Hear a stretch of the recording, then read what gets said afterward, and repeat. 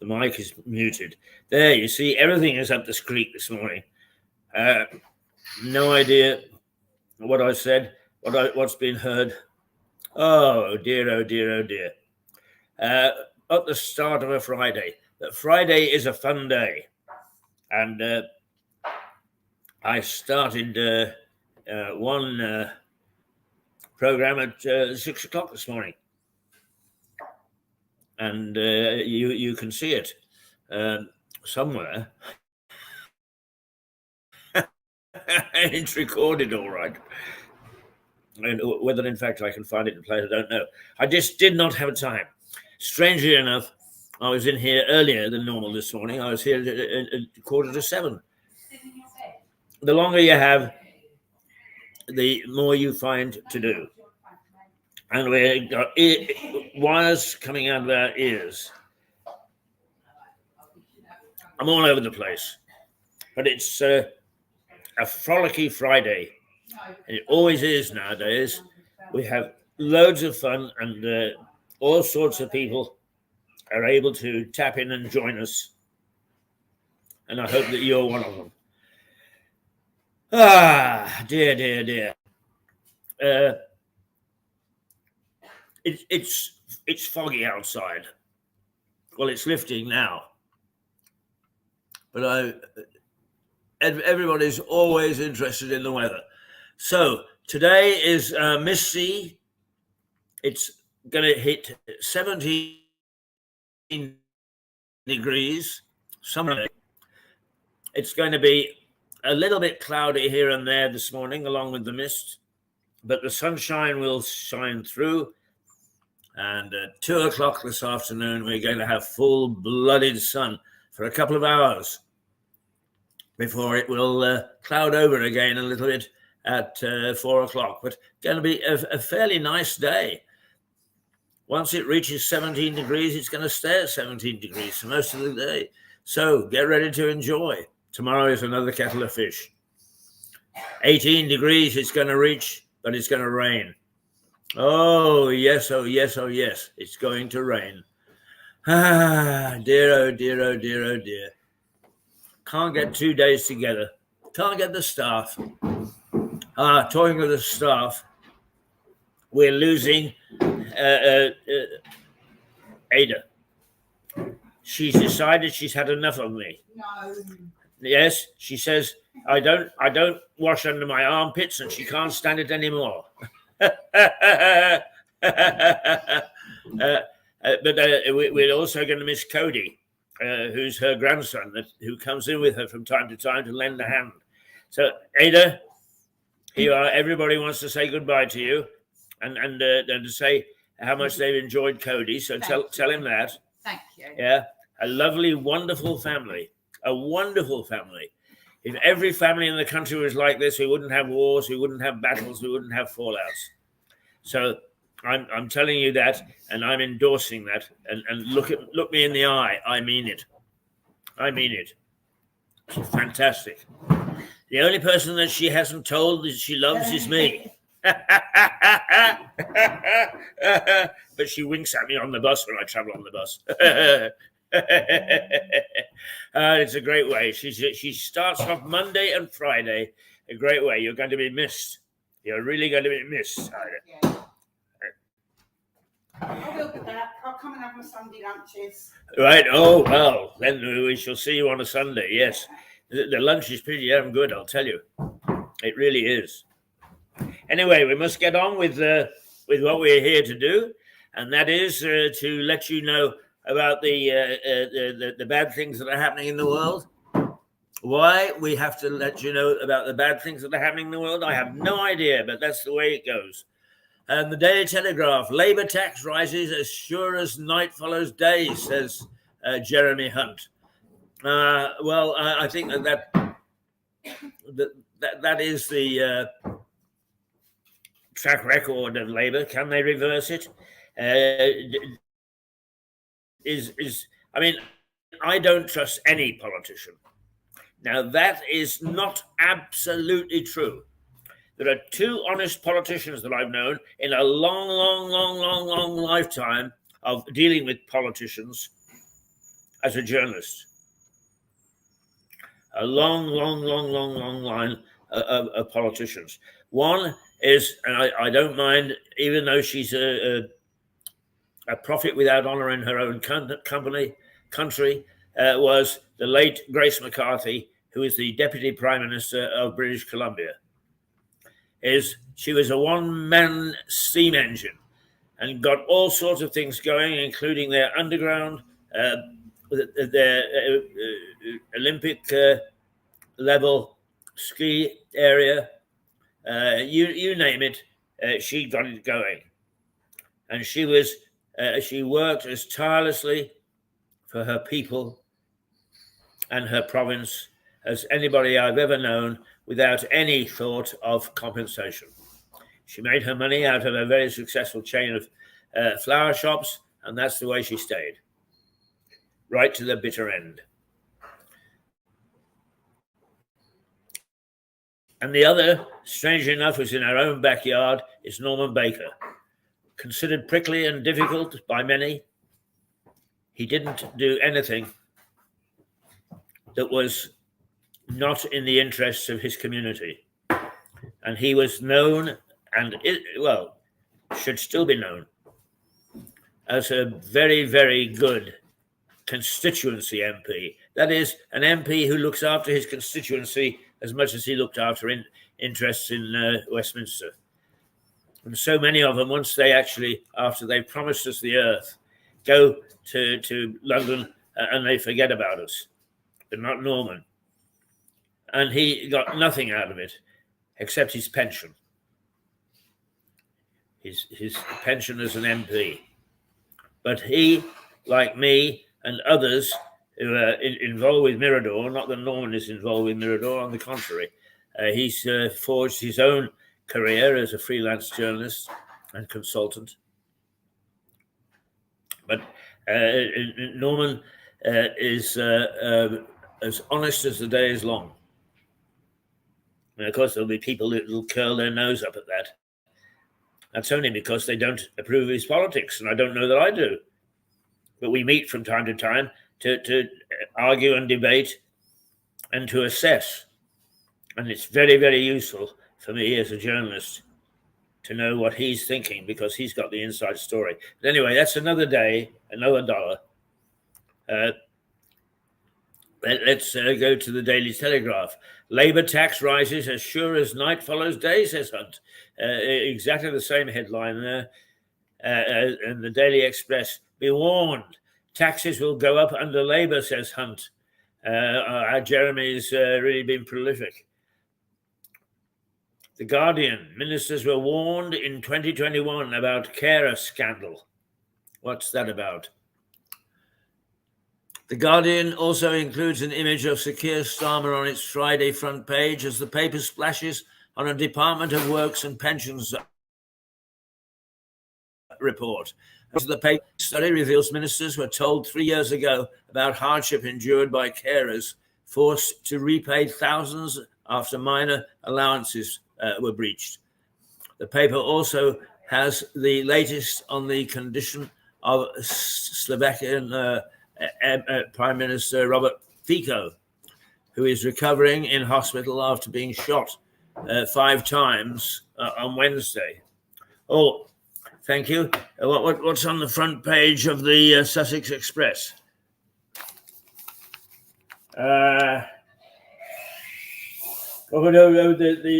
It's decided to lead on the moment a van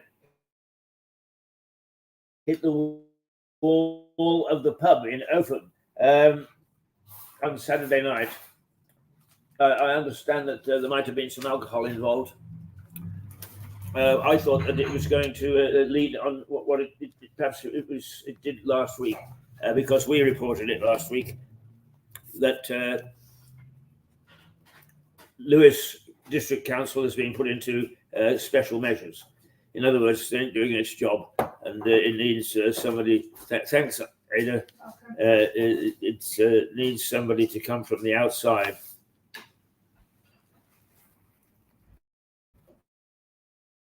and do it for them. You could have told them that a long time ago. And the front page of the Times is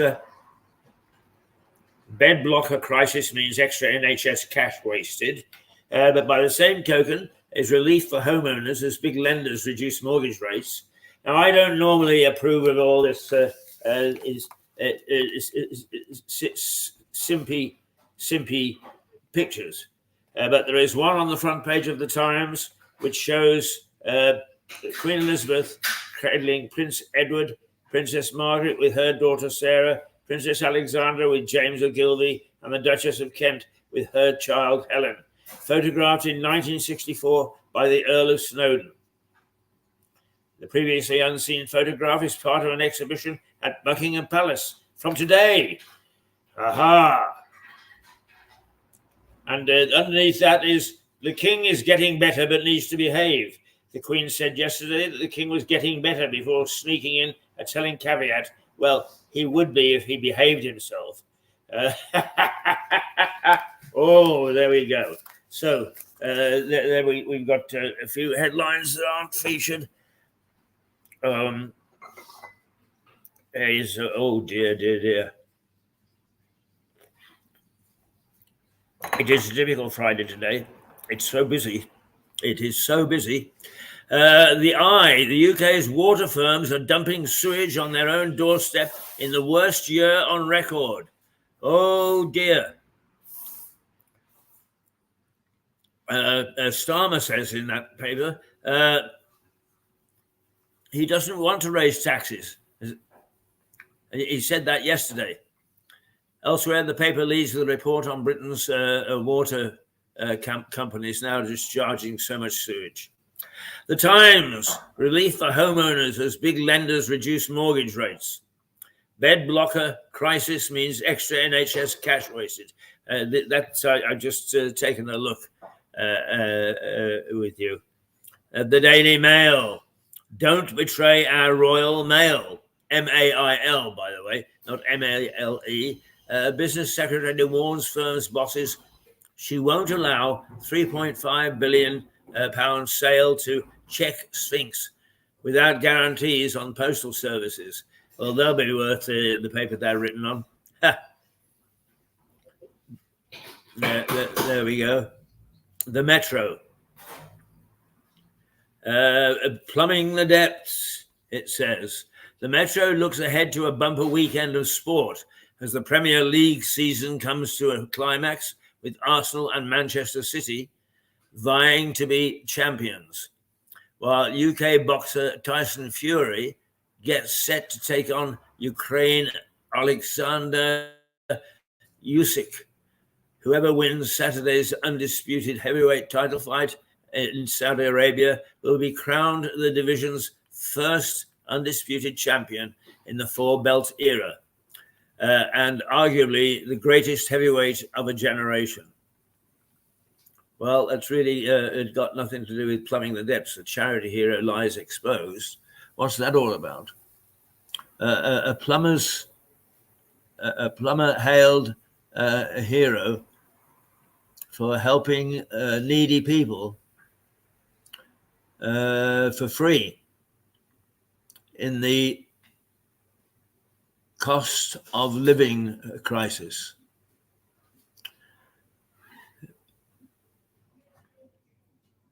I suspect that he probably turned out not to be doing it. Although it looks innocuous enough.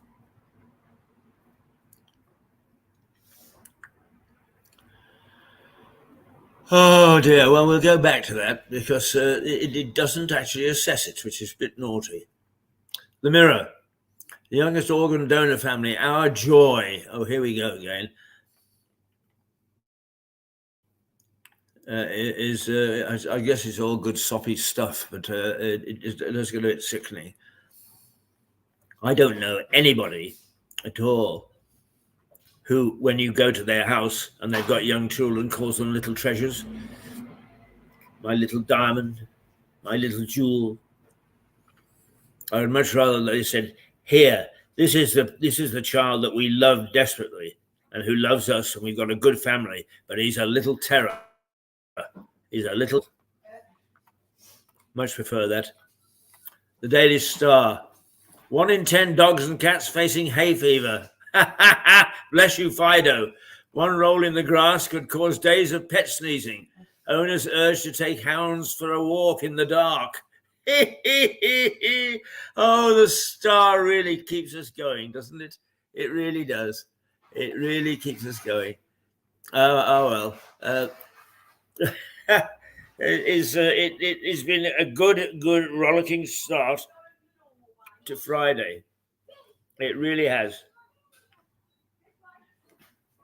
And I hope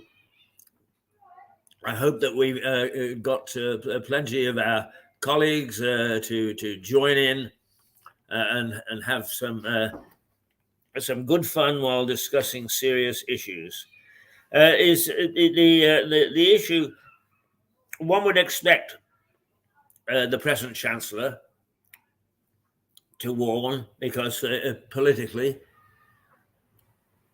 Hang on, we've got somebody who's tapped in here. Mifal Bertucci. Hello. Hello, Mifal. Now, I'll tell you about Mifal, because to me, he is one of the heroes of media. Once again, a nice man. Is a nice man, and he runs one of the television stations in prison, actually, not in Pristina, in prison, which is the old capital of Kosovo. He was doing a grand job 25 years ago, and is obviously still doing a grand job now. And at a time when media was at a crossroads, it hadn't long been sprung from under the spell of the Serb occupation.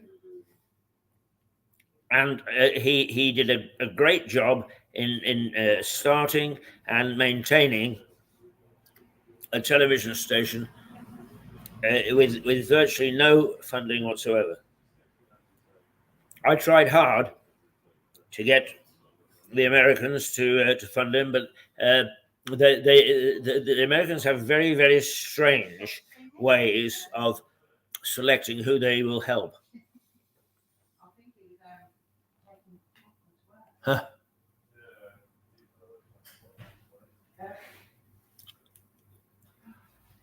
Very strange. And Michael is not one of them. But here he is,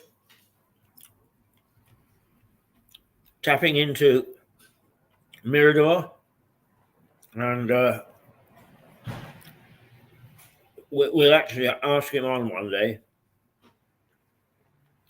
one day soon, actually, because his story is worthwhile, very worthwhile. Anyway, why was I in full flow?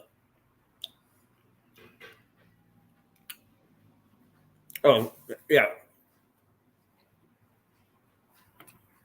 I was saying, excuse me if I'm having breakfast.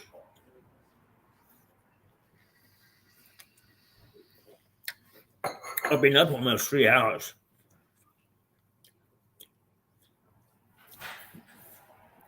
So I think I deserve a little snack, do I not? Jeremy Hunt is warning that Keir Starmer's plans would mean an inevitable rise in taxes. I'm sure that that's right.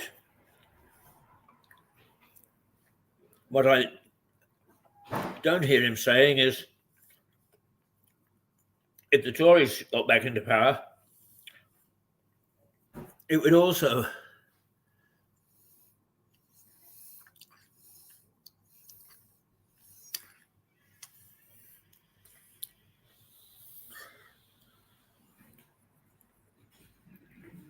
rise if the Tories stayed in power. Oh dear, oh dear, oh dear. Yes, yes, yes.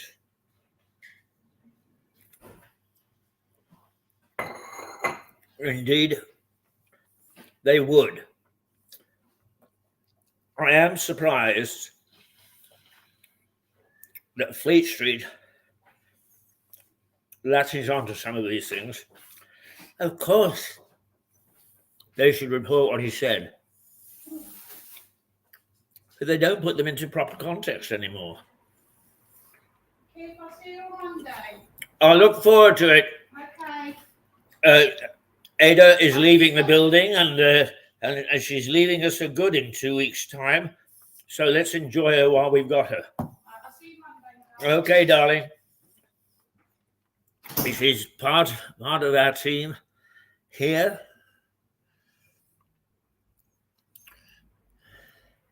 Part of our team here at the Black Horse. A brilliant backup team. We've got a brilliant support team. And now, bit by bit, we're getting a brilliant broadcast team.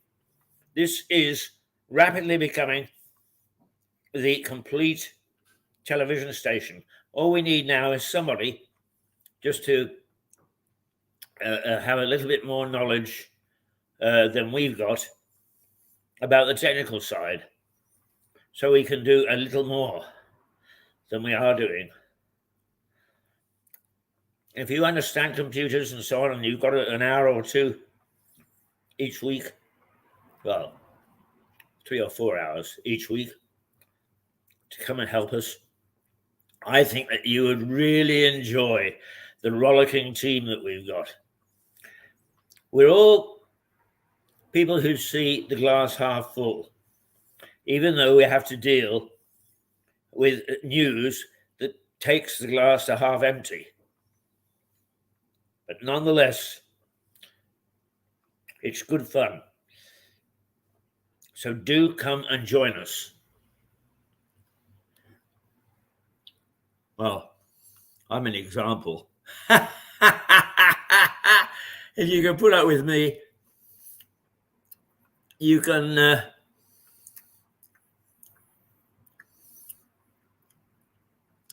put up with anybody. The man in the blue hat. Okay.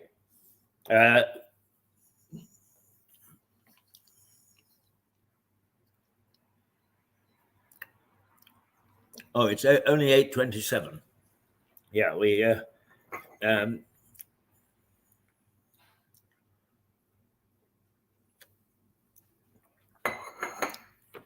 won't expect anybody much before 9 o'clock. They have to get their cereal down or their porridge. Make sure they've got the stamina to last through a Mirador day, which is a bit of a problem. But believe me, it is a bit of a problem. Never mind. Never mind.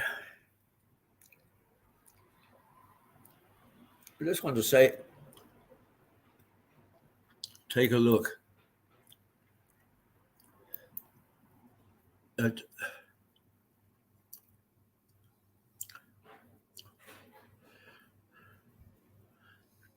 I couldn't find episode 5 of A Bloody Past this morning. Oh, episode 8. There we are. Oh, episode 8. Okay, that's what I'm going to do. I'm going to play episode 8 of The Bloody Past, and then we've completed, before the end of the week, we've completed all 8 episodes. And next week, or next month, we can go back to episode 1 again. All right, here it comes. Stand by your man. Oh, that's enough to clear the room. All right.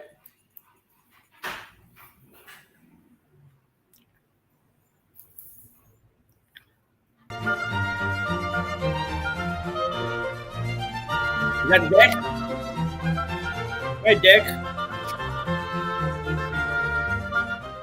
The bloody past of a tiny town. We build this programme as a frolic down Lewis High Street. Me? Frolic? Oh, go on then, I'll give it a try. This street, indeed this town, has a lot of joy about it.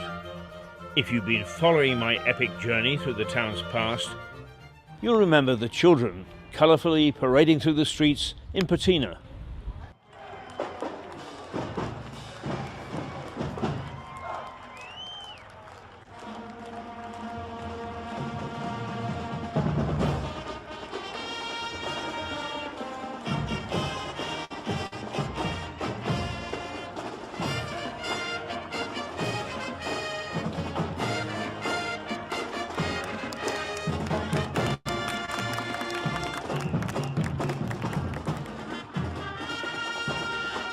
And one of the ladies behind it, Raffaella.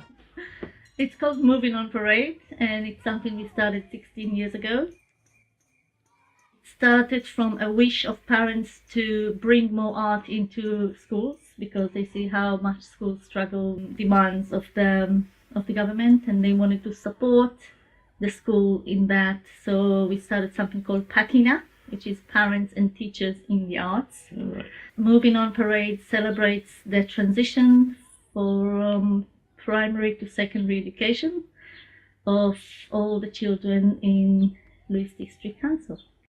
So every year we have a theme, and the theme this year is Wonders of Our World. Last year we asked the community to suggest different artists that they would like to see on the parade, and loads of suggestions came in, and we shortlisted the huge list into 16 schools, which was the amount of schools that took part last year. We had Frida Kahlo, and we had Picasso, and we had Van Gogh, and we have Giacometti, and we had Andy Warhol.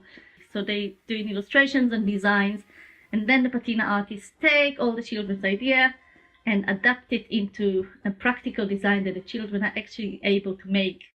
Then the fun and games on the River Ouse, which flows through the town.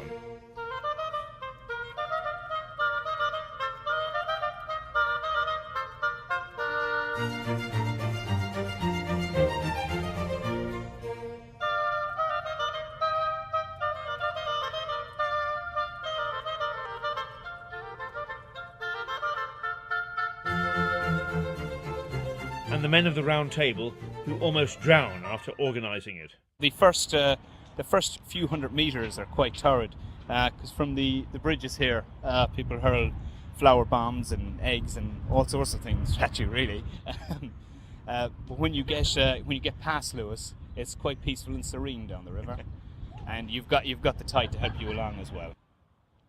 Last year the theme was the Rio Olympics. So again, it was quite open to interpretation. You could just take Brazilian culture or, of course, the Olympics. I actually took part last year. I duly sank in New Haven Harbour, unfortunately. But obviously, we put the proper safety provisions in place, and we were fished out before we were swept out into the English Channel. There's been suggestions this year that there would be pirate rafts, and people drinking rum and trying to board other people's boats, but we'll see how that happens. The whole town then takes a trip along the High Street in November, Lewis Bonfire, the largest celebration of burning Guy Fawkes in the world.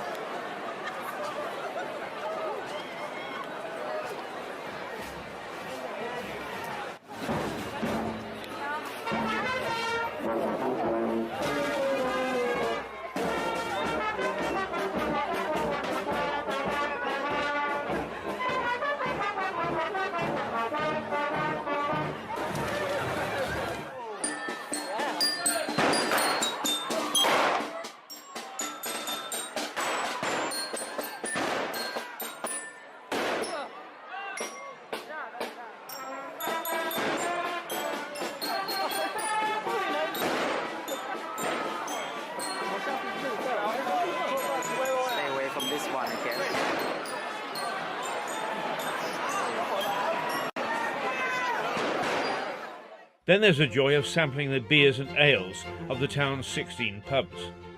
After all, there's still plenty to choose from, even though in its heyday, Lewis boasted 63 taverns. And what a contribution I've made, changing my hat 8 times, one for each episode.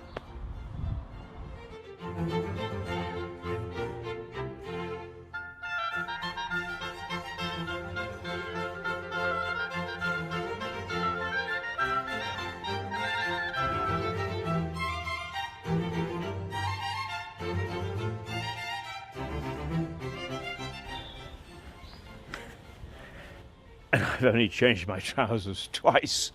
But behind all this frivolity, though, there is a very bloody history. Right here on this street, people have been butchered, burned at the stake, and sentenced to death. Strangely, Lewis seems to have escaped the trauma of the Norman invasion. That happened down the road in Hastings. But it didn't take long before the predominant Saxon culture gave way to Norman governance. The castle was built very quickly, growing from a wooden fortress to this relatively small but prominent castle, within a couple of decades or so. Almost as quickly, a Cluniac Priory was established. That's a French order of monks, started about 900. The priory eventually towered over the town with a huge abbey, a large campus of buildings for more than 100 monks.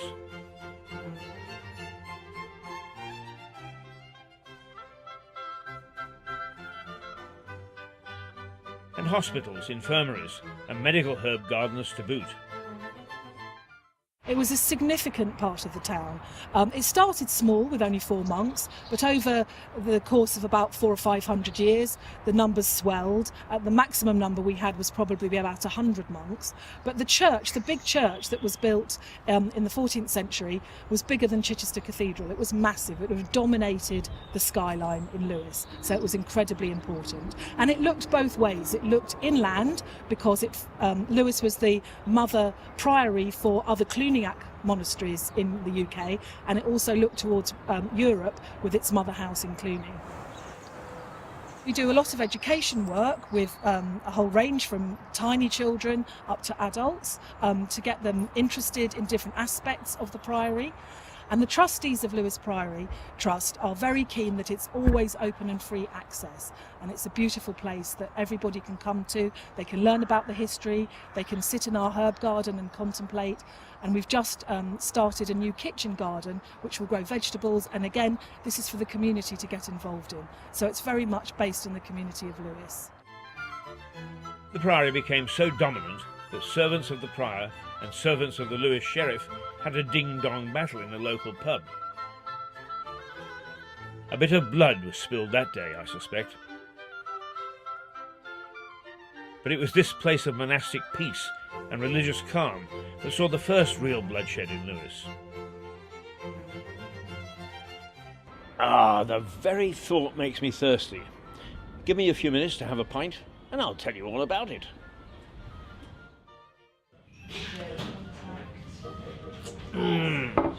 Ah, that's better. And I've changed my hat. Now, where was I?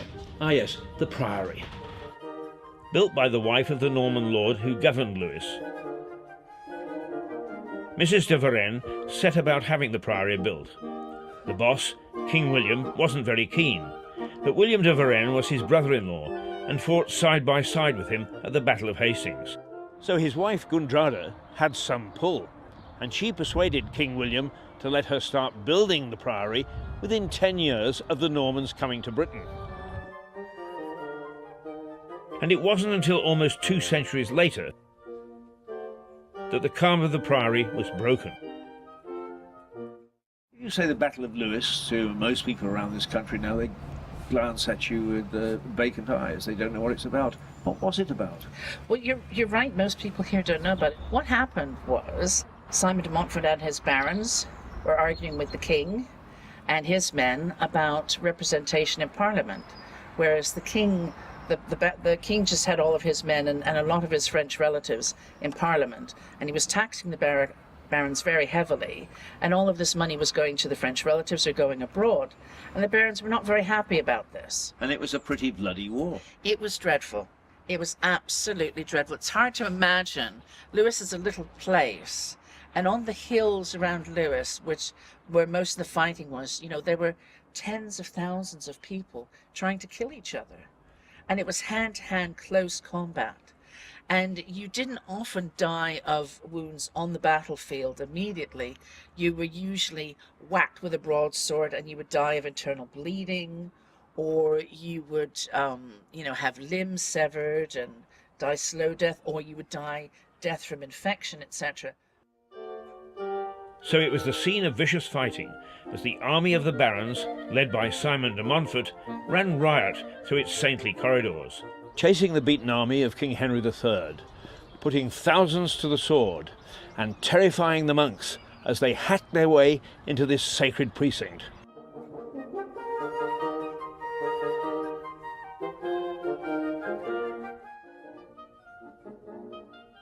Imagine the terror as the soldiers broke through the doors, hacking at everyone in sight, spilling blood, holy or otherwise.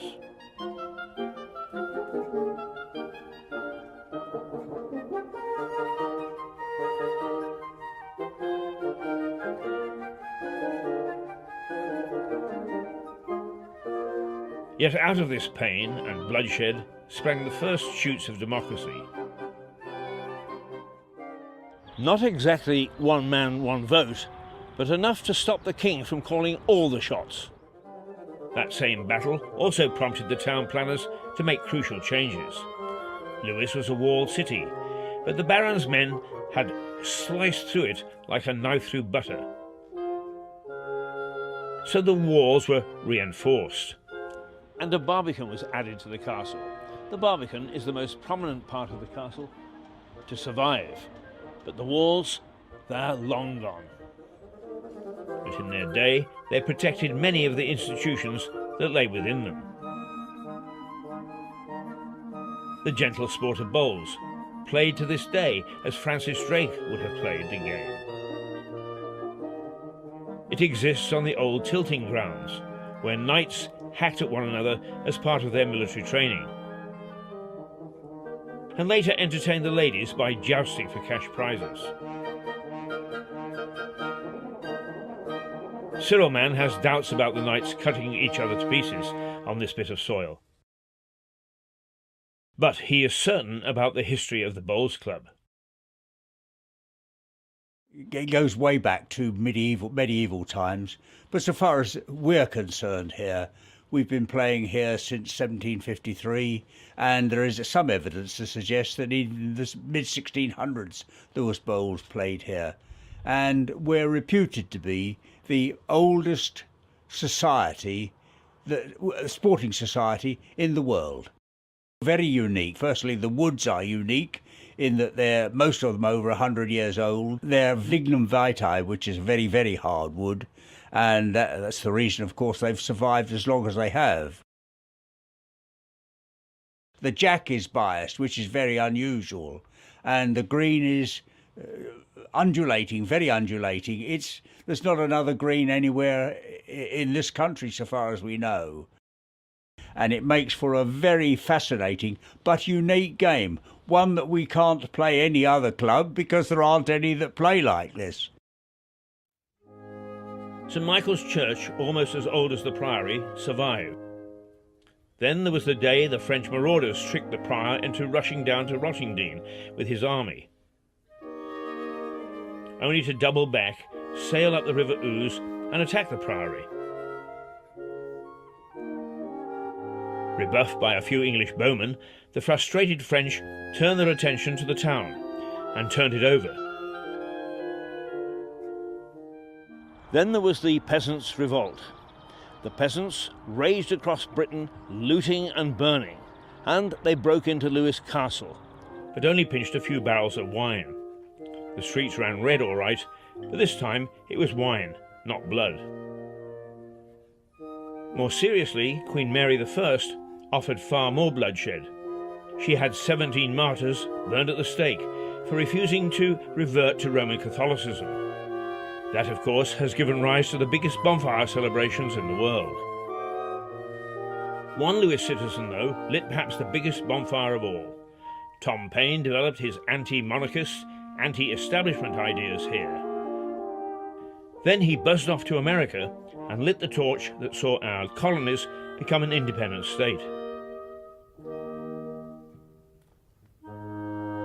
Certainly, the gallows played a long and major part in the history of Lewes. At Gallows Bank, the hangman's noose and the stocks were used until the late 19th century for public punishment. The Crown Court and the prison have both seen some of the most horrendous criminals appear before it. Especially John Haig, the acid bath murderer, who a jury took just 17 minutes to convict. And who can forget a cheeky Mick Jagger ordering a takeaway from the White Hart while languishing in the prison cells? The White Hart stands like a beacon in the centre of the High Street. It was once a great coaching inn, and even today remains the centre of the town's social life. The hotel is called the Cradle of Democracy and proudly displays an original copy of the American Declaration of Independence on its walls. After all, dear old Tom Paine did a lot of thinking there, usually propping up the bar.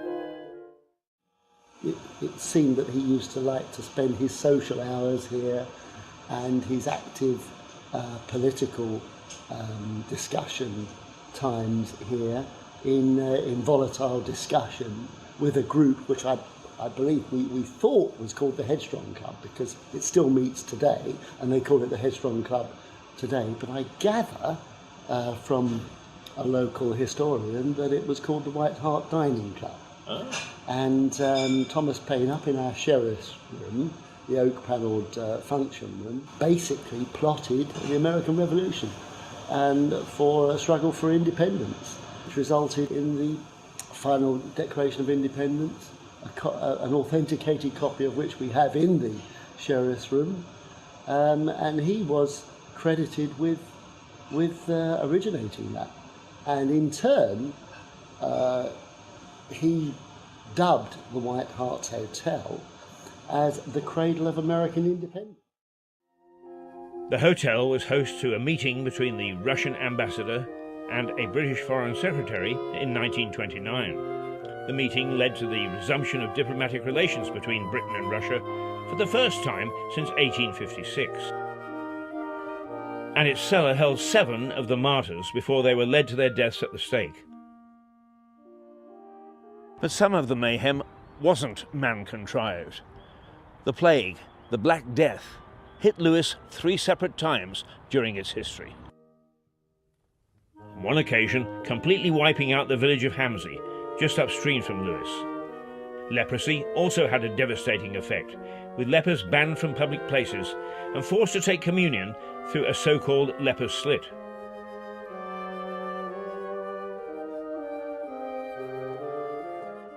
The Prince Regent frolicked through Lewis regularly. His buddies came from here, and speculation has it that he was challenged to drive a coach and 4 down this road, Keir Street. I have enough problems getting up Keir Street on my own 2 legs. And for that matter, getting down it as well. There are many other incidents that have occurred in Lewis. A disastrous Canadian raid on Dieppe in World War II started out from New Haven at the mouth of the Ouse, while Lewis itself took the brunt of many German bombing raids. And through it all, a constant from 1790 stood proudly on the riverbanks. Harvey's Brewery, the key industry of the town.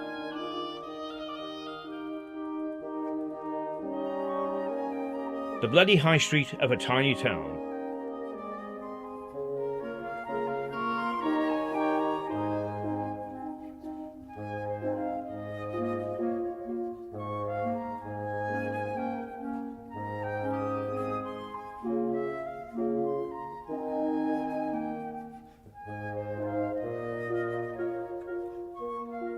Now peaceful and calm.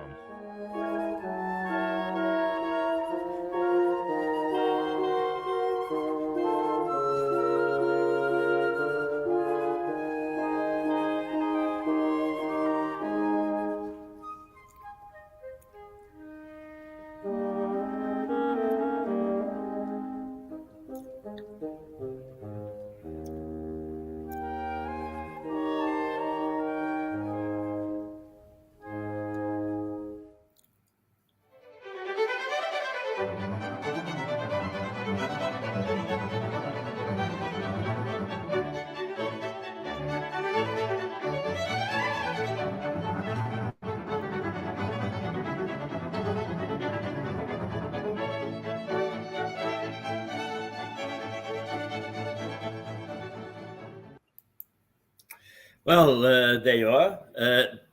That is a final episode and a recap of the main points of history. There are many, many points that we didn't have time for. In fact, we could have made another couple of documentaries if we'd had the time, the space, and the money. As it is, they are still there to be made, and perhaps we'll get both the money, the time, and the manpower to do it. But as those of you who watch regularly will know, I have two favorite characters who stalked the landscape here. One was Horatio Bottomley, who lived the life of gentry in Upper Dicker, a little village no more than 5 or 6 miles from Lewes, who had racing stables, had a station built so that guests could come to his lavish parties, and all the time he was swindling the money that he used to live this lifestyle. And a very colourful character, and an MP, and a recruiter for the War Department in the First World War, and founder of 2 newspapers, one of which lasted until 1960, and the other is still extant today. One was John Bull, a jingoistic recruiting paper extolling the British Empire and all its wonderful works. The other, the Financial Times, which you can go and buy from your local paper shop if you wish, right as of this very moment. The other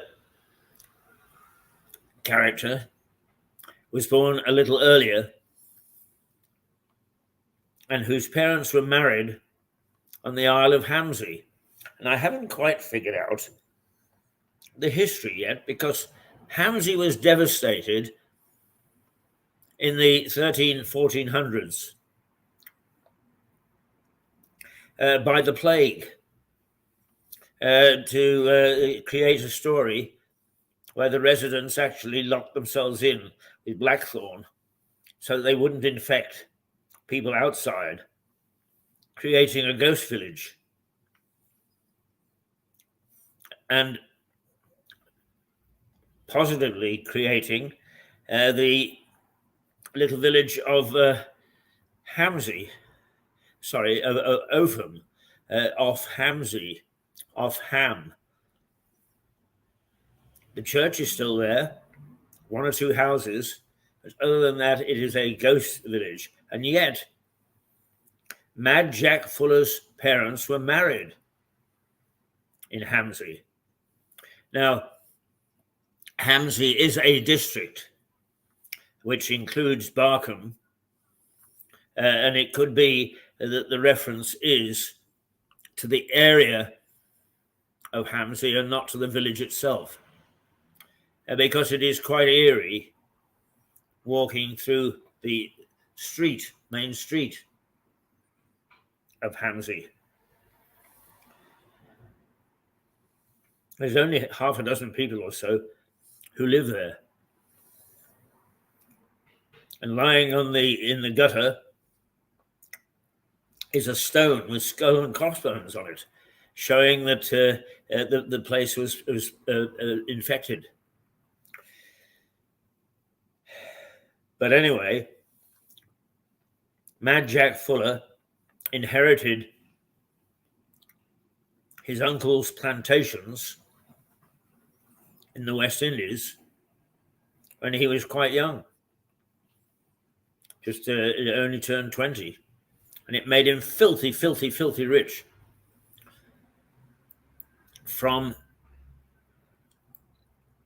slavery, which is politically non-new, very yes, non-acceptable nowadays by the wokes. But nobody has tried to pull Mad Jack's statue down. He also was an MP in dubious circumstances. Some say that he bribed his way there. Certainly there was a pitched battle with his opponents on Lewes High Street, with Mad Jack inhabiting the Crown Hotel and his opponent inhabiting the White Hart, and then pulling out cabbages at 20 paces. But anyway, Mad Jack found his way back into the House of Commons as an MP, from which he was expelled for calling the Speaker a pipsqueak in an argument over policy. But Mad Jack spent a lot of his money is in what would appear to be foolish ways, but also in very benign ways, beneficent ways. He sponsored the Davies lamp. The Davies lamp saving thousands and thousands and thousands of miners' lives, because it permitted them to light up a lamp underground to see whether there was gas present without it blowing the hell out of them. And he sponsored research by Faraday, who was Faraday's cage.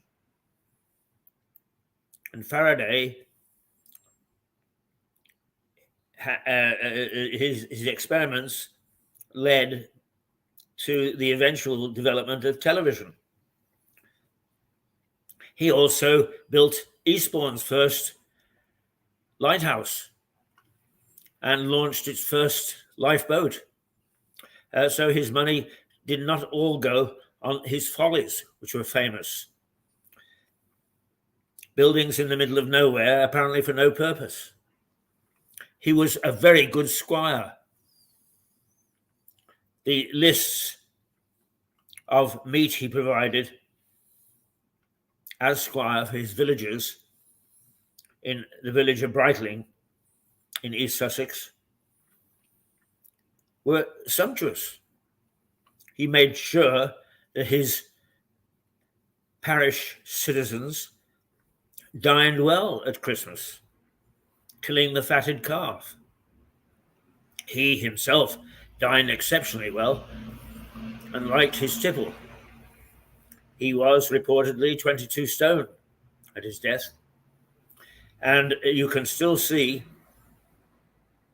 his tomb, mausoleum, which is in the shape of a pyramid in Brightling Church Yard, where it is said he still sits in the tomb, cards in his hand, food in front of him, glass of wine nearby. Is that true? I don't know. I've listened and I said, "Hello, Jack," through the walls of the tomb. I didn't get a reply, but it was a Sunday morning and he could easily, having had a heavy drinking night on a Saturday night, have fallen asleep. Mad Jack Fuller and Horatio Bottomley, two rogues in many ways, but fascinating creatures, fascinating characters, both of whom made a tremendous mark on British history, not just local history, but British history. Fantastic people. So there is plenty for a second and even a third documentary on the mark that East Sussex has made on the British timeline, on the British scheme of things over the years. Anyway, the episode that you've just seen encapsulates some of the early stuff, and particularly because I'm very keen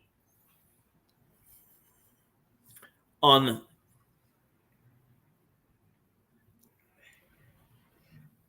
freedom of speech. and freedom of expression, and of freedom of able to choose your government, particularly in the light of the assassination attempt in Slovakia, is they are both um, foreign figures who, in their own particular ways, even though they were rogues, contributed to democracy. And here's Mr. Democrat himself, Harry Aston from Normandy. Harry, before we get into anything serious, let me just say that I have been following up on the requests of your council, your local council. As I suspected, twinning is very difficult, and the short and sharp answer from the town clerk, or at least the town clerk's clerk, is that no town is allowed to twin with more than one town per country, and we already are twinned with Blois, Blois, Blois. However, I do have the name now of the people in charge of our tourism, and I am going, with your permission, to suggest that we get involved somehow in your medieval festival, and that we try to grow something from there. Sure. Well, it doesn't have to be a fully fledged tourist twinning operation. It could be a link between common interests. We both have castles, for instance, which could be twinned. The medieval factor is also something important. And I think also, I'm just trying to no, there was a young man that went over with William the Conqueror from a little village just next door to us, but he was from Lorraine, and that was the family that founded the castle, next to Stratford upon Avon, where the gunpowder plot was hatched, of all places. Eventually, at the So no, but we would find this common ground, I'm sure. We don't. We would, and already the moment you talk about the gunpowder plot, Guy Fawkes worked as a steward for the Neville family, which is a Sussex family, and apparently they say he was a most affable young man and very pleasant. And was a great favourite with people until it turned out that he was trying to blow up the House of Commons. Well, I mean, that's what we need right now. It's a shame. Absolutely. It was not around at the moment. I mean, that would put a little bit of order into the thing. Get neither one party or the other at the moment, I think, are capable of governing Britain. I think, Harry, that we are right. The amount of history that ties Normandy with East Sussex, or Sussex generally, is enormous. There's an enormous amount of it, and we have only scraped the surface in some of the things that we do. So I think that pursuing a relationship between something in Lewis and your town is absolutely the right way to go. So we will keep at it.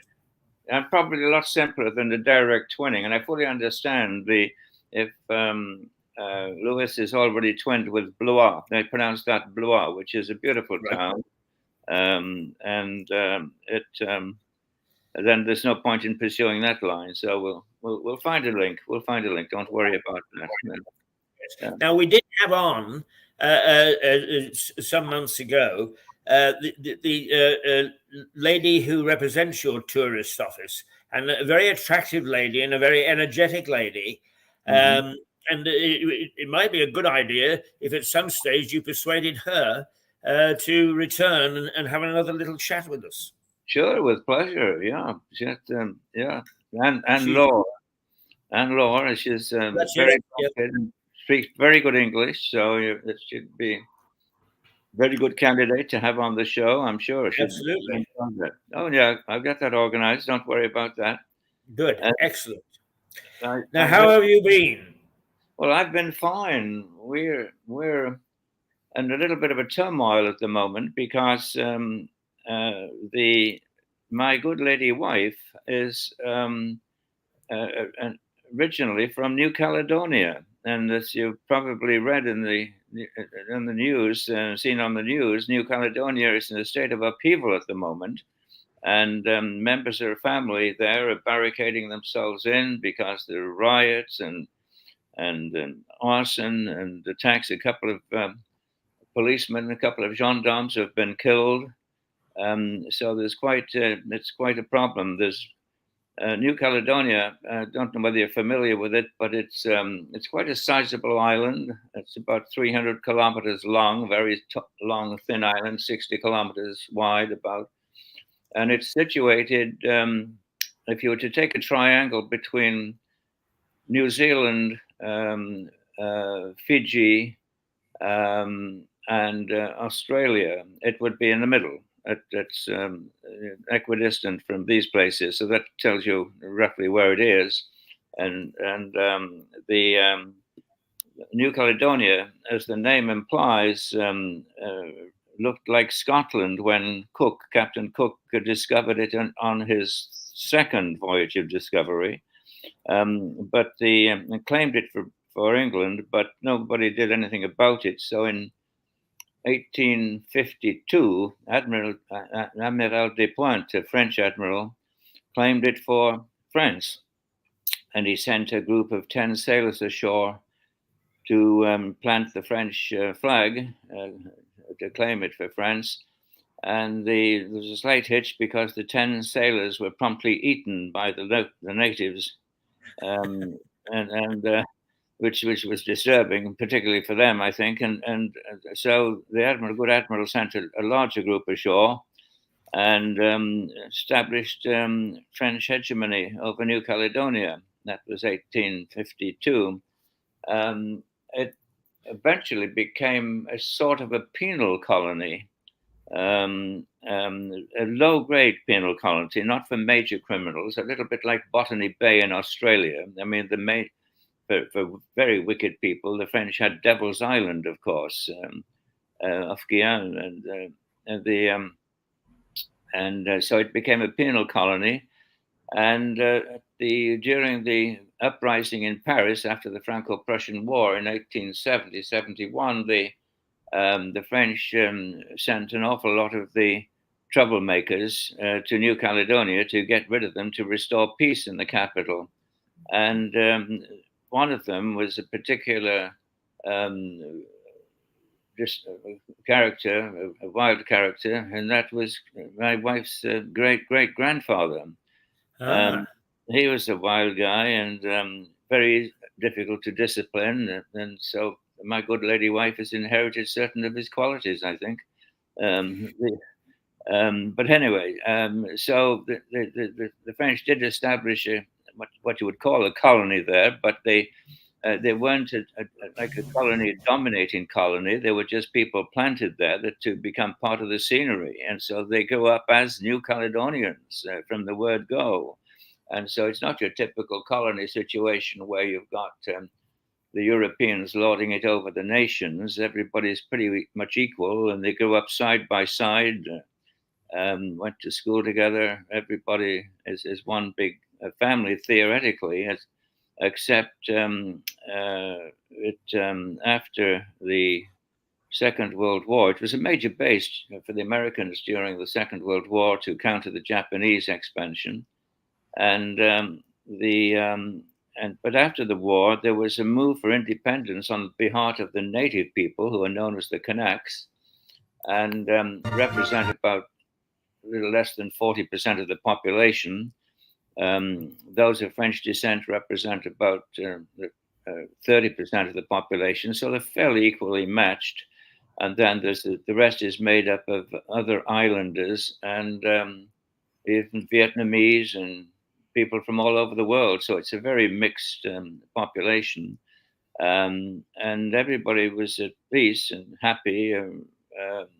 But a group of independent-minded people thought, amongst the native population, thought that in the anti-colonial wave they could better their situation and gain power. Many of their own people didn't want that, and certainly the Europeans didn't. And above all, the Asian element of the population, about 20%, absolutely didn't, because they're hardworking people, and so by far the great majority does not want independence. They want to remain part of France, but the fringe element of the Kanak people have been playing the anti-colonial music for some time, and it flares up from time to time, and it's in particularly bad shape at the moment, because there are riots everywhere, burning cars. Even the wiser Kanak people are against that. But it's causing a lot of problems, and the French government has had to send out a large contingent of gendarmes from the mother country, and specialists to try and restore calm. And so it's quite concerned, and we've got family down there, so we're quite concerned for their safety. And my wife's brother, for instance, one of his properties has been burned down, and everybody's heavily armed there. The average family seems to have quite a set of weapons. I've been there, and it's amazing how armed they are, and particularly the Europeans. And the real danger is that the extreme elements amongst the Europeans, amongst the French, I won't say settlers. I mean, they're New Caledonians, and very much so. They're French nationals, but they're New Caledonians, I think, almost above all. And so they feel it's their island, and they built it. And of course, one thing I've forgotten to mention is that in the late 19th century, nickel was discovered, the mineral nickel, and in fact, it's the world's second largest deposit of nickel. A very important ingredient at the moment, of course, for batteries, electric cars, and what have you. And the largest deposit of nickel, by the way, being in Sudbury, an area in Ontario. And the problem is exacerbated by the fact that China itself has a large deposit of nickel, and they're wanting to control the international nickel market. So they foment trouble in places like New Caledonia to bring the French nickel industry to its knees, so that it will give them total hegemony over the supply of nickel and China. And so there's a tremendous amount of Chinese influence, and strangely enough, from Azerbaijan, which is 14,000 miles away from New Caledonia. I think because the French intervened with the persecution of the Armenians by the Azerbaijanis, they've got their people in, fomenting trouble as well. So there's a lot of foreign stirring up influence going on in New Caledonia, which is not helping things, based on this question of who is going to control the world's nickel market. So it's a very mixed-up situation. So we're going through a period right now where our family is involved, my new family, and we're very, very worried about it, and we wonder how it's going to turn out. What law rules in New Caledonia? Well, it's essentially the French. French have three types of overseas holdings. They've got DOMS, a Département d'Outre-mer, which is very much the same rights of as a French department. In fact, they do have a French. They send members of parliament to the central parliament in Paris, to the assembly. Then there's the TOMS, Territoire d'Outre-mer, where they're a little bit more of a colonial status because the French parachute in a governor who pretty much runs things. And then there's a COM, which is Community d'Outre-mer, and they have a very special status where they can establish, in fact, their own laws. But essentially, the legal framework is that applies to France. It's metropolitan law and conditions and taxes, that sort of stuff.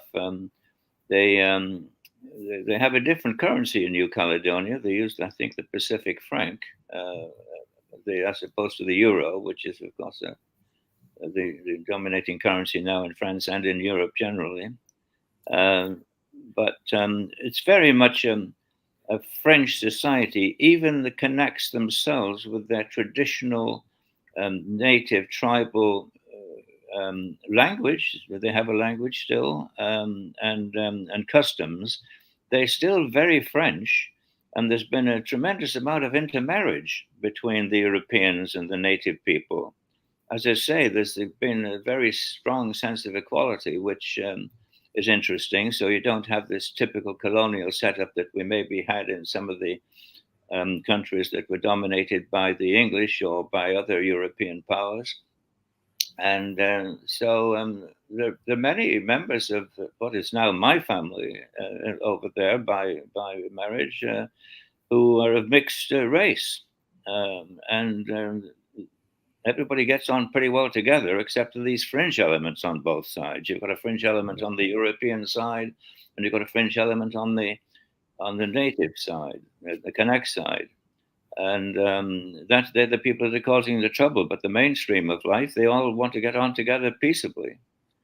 But that's the problem. Extremists in the world today seem to be the tail that wags the dog, and we have the problem all over the world. Yes, indeed. Isn't that the truth? Mhm.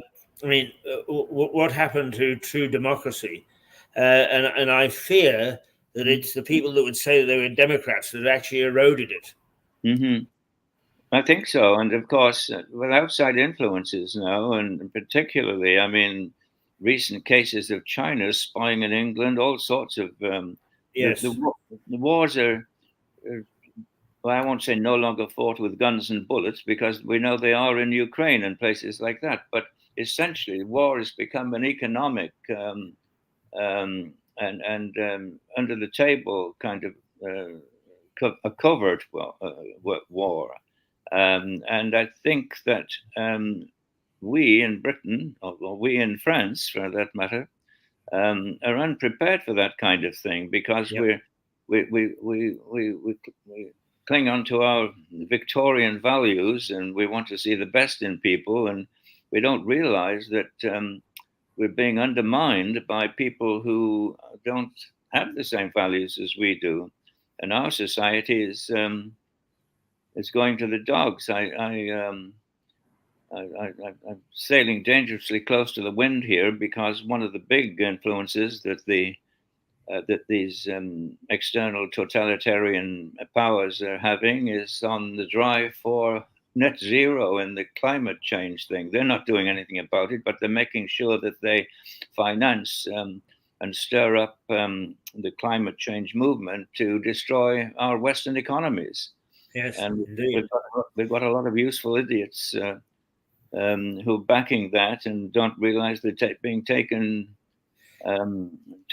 for puppets to what on earth we're doing in Britain, where we create 1% of the world's CO2, totally destroying our industry, when other countries which are pushing that and financing that operation are producing 30 or 40% of the world's CO2.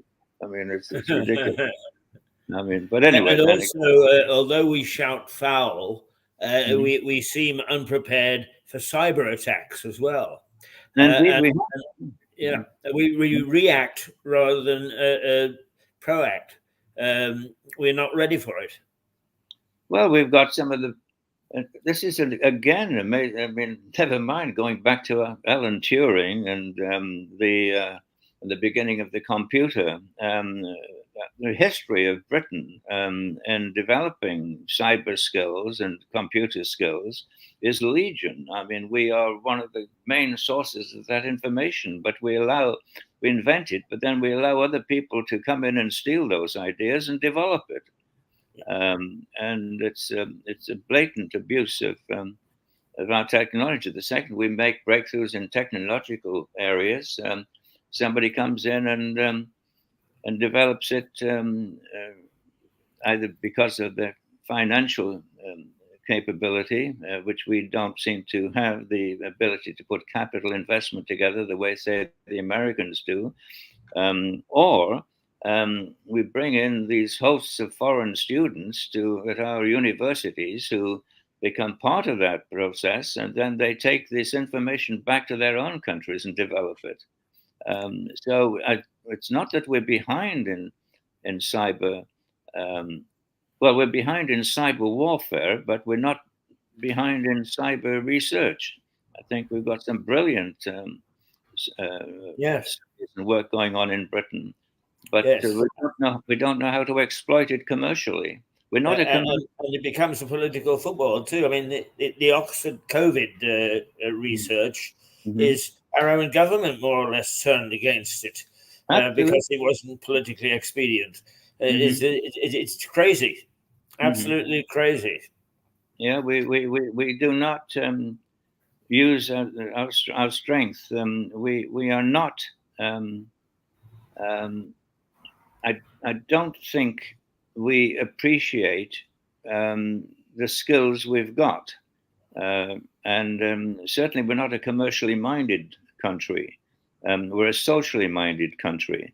Part of the problem at the moment, I mean, we're spending so much money in Britain, money that we don't have, on trying to provide social benefits to the nation.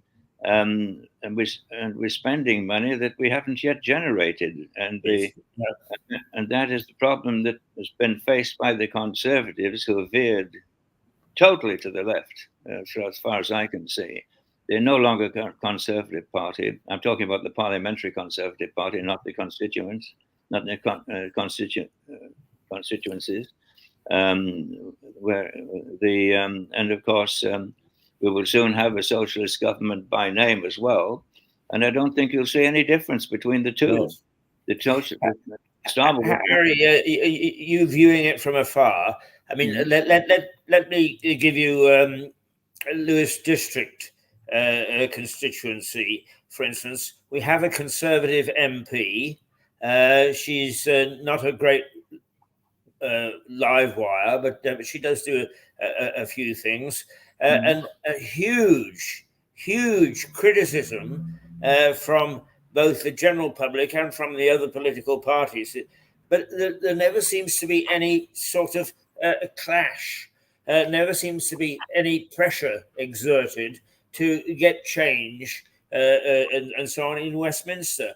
Is that how it strikes you, that the constituencies have divided from? I know you say from the Conservative political party, but generally speaking, from the thinking as well. Well, it doesn't surprise me that there isn't any particular conflict between the two, because they're so similar.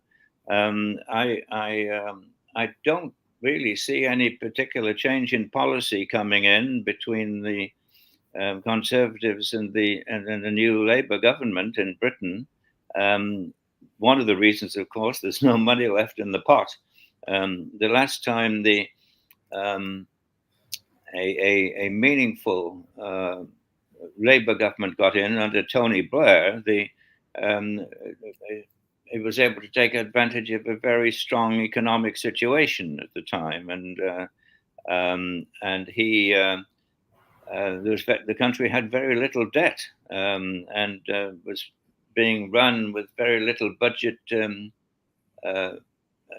deficiency. It wasn't until this character Brown got in, who was a dyed-in-the-wool socialist, who started borrowing money left, right, and centre, that the country started going into debt. And of course, the social programs that were launched from that time on have now been continued by a supposedly conservative government who have unfortunately shown every evidence that they lack the management skills that one would have hoped of a conservative government. So even people like myself who believe you've got to earn money before you spend it, I think it'll be a good thing when this rabble is chased out, and simply because Yes.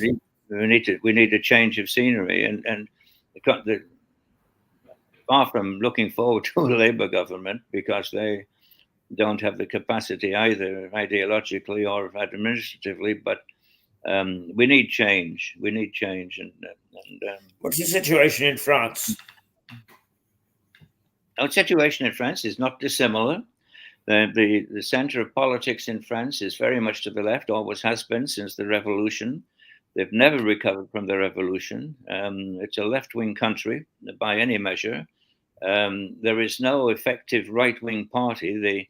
The French political commentators refer to people like the Rassemblement National, which is the old Front National, which has been, gussied up a little bit with a fancy name, as the extreme right. Well, they're not extreme right at all. They're in fact very middle of the road, and have become the People's Party in many ways. The old left-wing parties, the La France Insoumise, as it's now called, they've become the party of almost the minorities, the foreign minorities. They've become highly pro-Islamist, pro-Islam, and that sort of thing. They're a dangerous bunch of characters there, so no, there's very little right-wing politics in France. It's all biased towards the center left, yeah, or the extreme left. Harry, talking generally about the EU, why is it that it is so fragile that you get assassination of the Slovakian prime minister, or attempted assassination? And the first thing that is said is, well, he was pro Moscow, therefore the chill of war sweeps through the EU. I mean, why are we so fragile that the attempted assassination of one prime minister should rock the boat so heavily? Well, I don't think it does, Keith. I don't think people are particularly interested in this guy, a populist leader who is sympathetic to Putin, to Moscow, has been bumped off. It would appear that obviously by somebody who disagreed with him politically. Slovakia is normally a fairly stable country, and it's unusual to see that sort of thing happening there. But I don't think that's going to upset the apple cart particularly. Europe itself is riddled with fault lines. It claims to be a cohesive entity, but everybody's in there, and in the European Parliament in Strasbourg and Brussels, they all, after their own, trying to pull the blanket towards them and get their own comforts, and both in national and ideological terms. So you have tremendous divisions in the European Parliament. Now that's an interesting projection there, because there are more and more what you could call right-wing reactions to the left-wing nature of the European Commission, the government, and we could see some dramatic changes there. That there could be a swing to the right, and there's now a government being formed there's a very good chance, for instance, that when Macron comes to the end of his term in France, that we would have a name only, a right-wing government. It would be a centrist government, but we see certainly a right-wing government shaping up now in Holland, in the Netherlands. The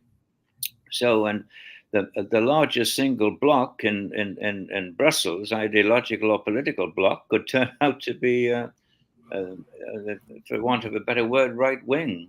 And so we can look for some major changes happening in Europe.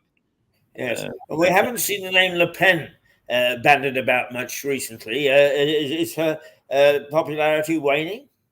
Well, no. In fact, no. In fact, the policy is on the part of Marine Le Pen is to keep a low profile, to make herself not seen as extremist like her father was, and he was to a degree extremist, Jean-Marie Le Pen, and she's been putting forward this young man, Bardella, who at 28 years old or 29 years old, maybe, he's a really, really sharp character, and he's scheduled to have a major televised debate with Attal, Gabriel Attal, who is this 36-year-old young people here, Prime Minister of France at the moment, Macron puppet, obviously, but anyway, he's a bright kid too, and they're going to have a debate. I think it's on the 22nd of May on television,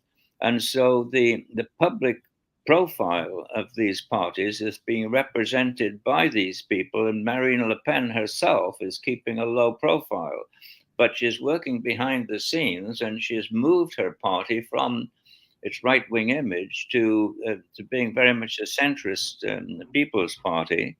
And there's the latest polls, far from her losing her shine, the latest polls, political forecast, suggest that she will get 51% in the next presidential election against the strongest opposition, as the former prime minister, Mayor of Le Havre, what's his name? Will come back to me in a minute, and should even beat him, and should beat any other potential candidates. So she looks like she could well become, unless there's a major change, the next president of France.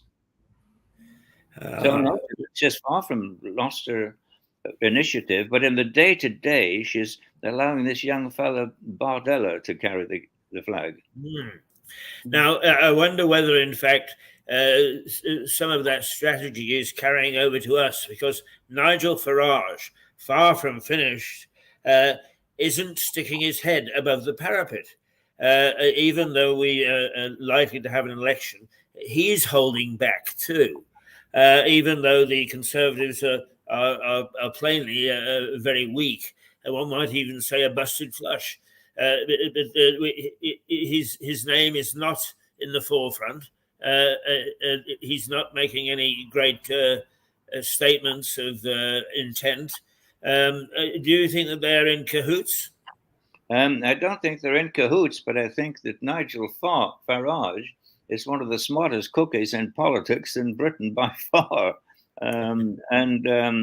It's not a question of whether you like these guys. I mean, people talk about, I don't like Trump, or I don't like Biden, or I don't like Nigel Farage, or the people who do like them. It's not a question of whether you like them. It's how capable and efficient they are. And certainly he's a bright enough politician to keep his head down, as you said, below the parapet at the moment, because it's not the time to. If he is honorary president or chairman of the Reform Party, but if he stepped forward and tried to take command, Richard Tice, I'm sure, would step down and admit to allowing him to come in. But the Reform Party, because of the first past the post system in Britain, is not going to probably not going to get any seats, and maybe get one or two seats, and So it's not the time for Nigel Farage to step out and take the lead. He's got to wait a bit there. He's got time. I think he's only about 60, which is a young age these days. Say I, from my advance to, and so probably he's hanging in there to watch the socialists make the complete mess of it, which they will, and then he'll step in. It's far from finished. I think Nigel Farage is a very astute politician, and we haven't heard the last of him. Yes, I met him a couple of times. Long before he became prominent. When I was at Reuters, I had a very, very senior financial figure in the markets who used to hold the private little lunches. And I was always privileged to be invited to these lunches, and was able to sit down with, for instance, the head of the Bundesbank and that sort of thing. And Nigel Farage, already stating his case about being British as opposed to conservative, was present at a couple of them. And I must say that he's very impressive in the private sector. He doesn't seem to have been able to have carried that over to the public sector unless the opposition have worked so hard at undermining him that they've actually got through to the general public, who say, "Oh, Farage." I personally quite liked him and thought that he was, as you say, a man of some substance. Well, I believe that to be true, and I think he's so good that he came across as being extremely dangerous to either party. So he's been sniped at ever since the beginning by both sides, from the left and right, and they've done everything they can to belittle him, to say that he's a lightweight, with his pint of beer in the pub and his big wide grin and all the rest of it, as if he's not serious. But if you look at his policies, if you look at his propositions, if you look at the actual policies of the Reform Party, they're exactly what Britain needs. Reform won't win. They won't get, I doubt if they'll get a single seat. But in fact, any analysis of what cure Britain needs right now is there in the Reform policy. There is a slight possibility of some sort of a link happening between the rump conservatives, not the One Nation conservatives, they're a bunch of left-wingers, between the Reform Party and the rump believers in conservatism, the Rees-Moggs and what's that girl now? She was Home Secretary. Yes, Suella Braverman, have some link with the Reform Party, but I don't think that the Reform Party will go for that, because it's too late. The Conservatives is going to be wiped out as in any case, and so it's not the time to try and save the sinking ship. The ship is beyond saving.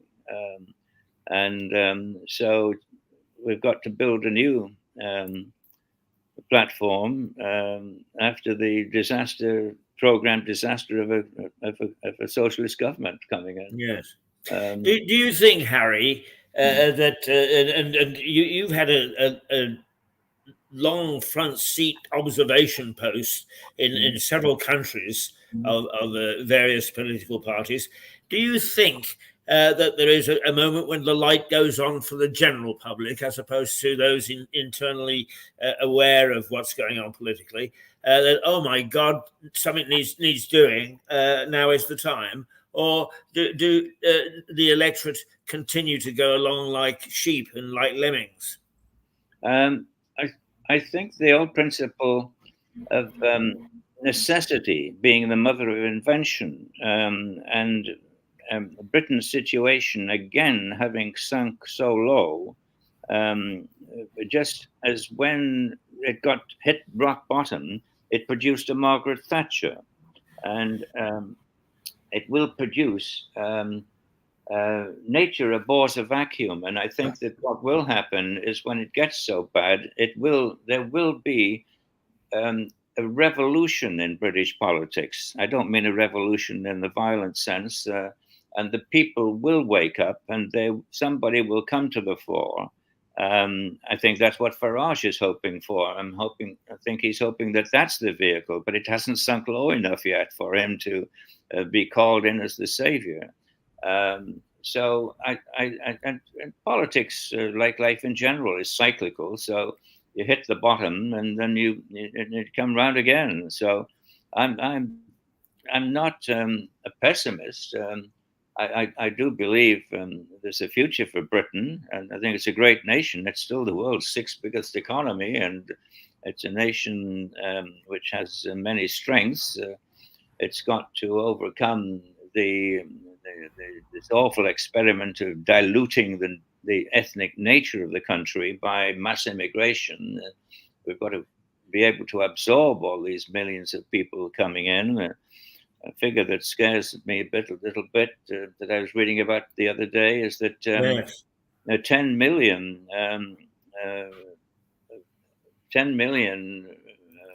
people living in Britain are citizens of another country. Now, yes. And we cannot absorb that. Their heart and minds are not in Britain, and they're here for whatever reason.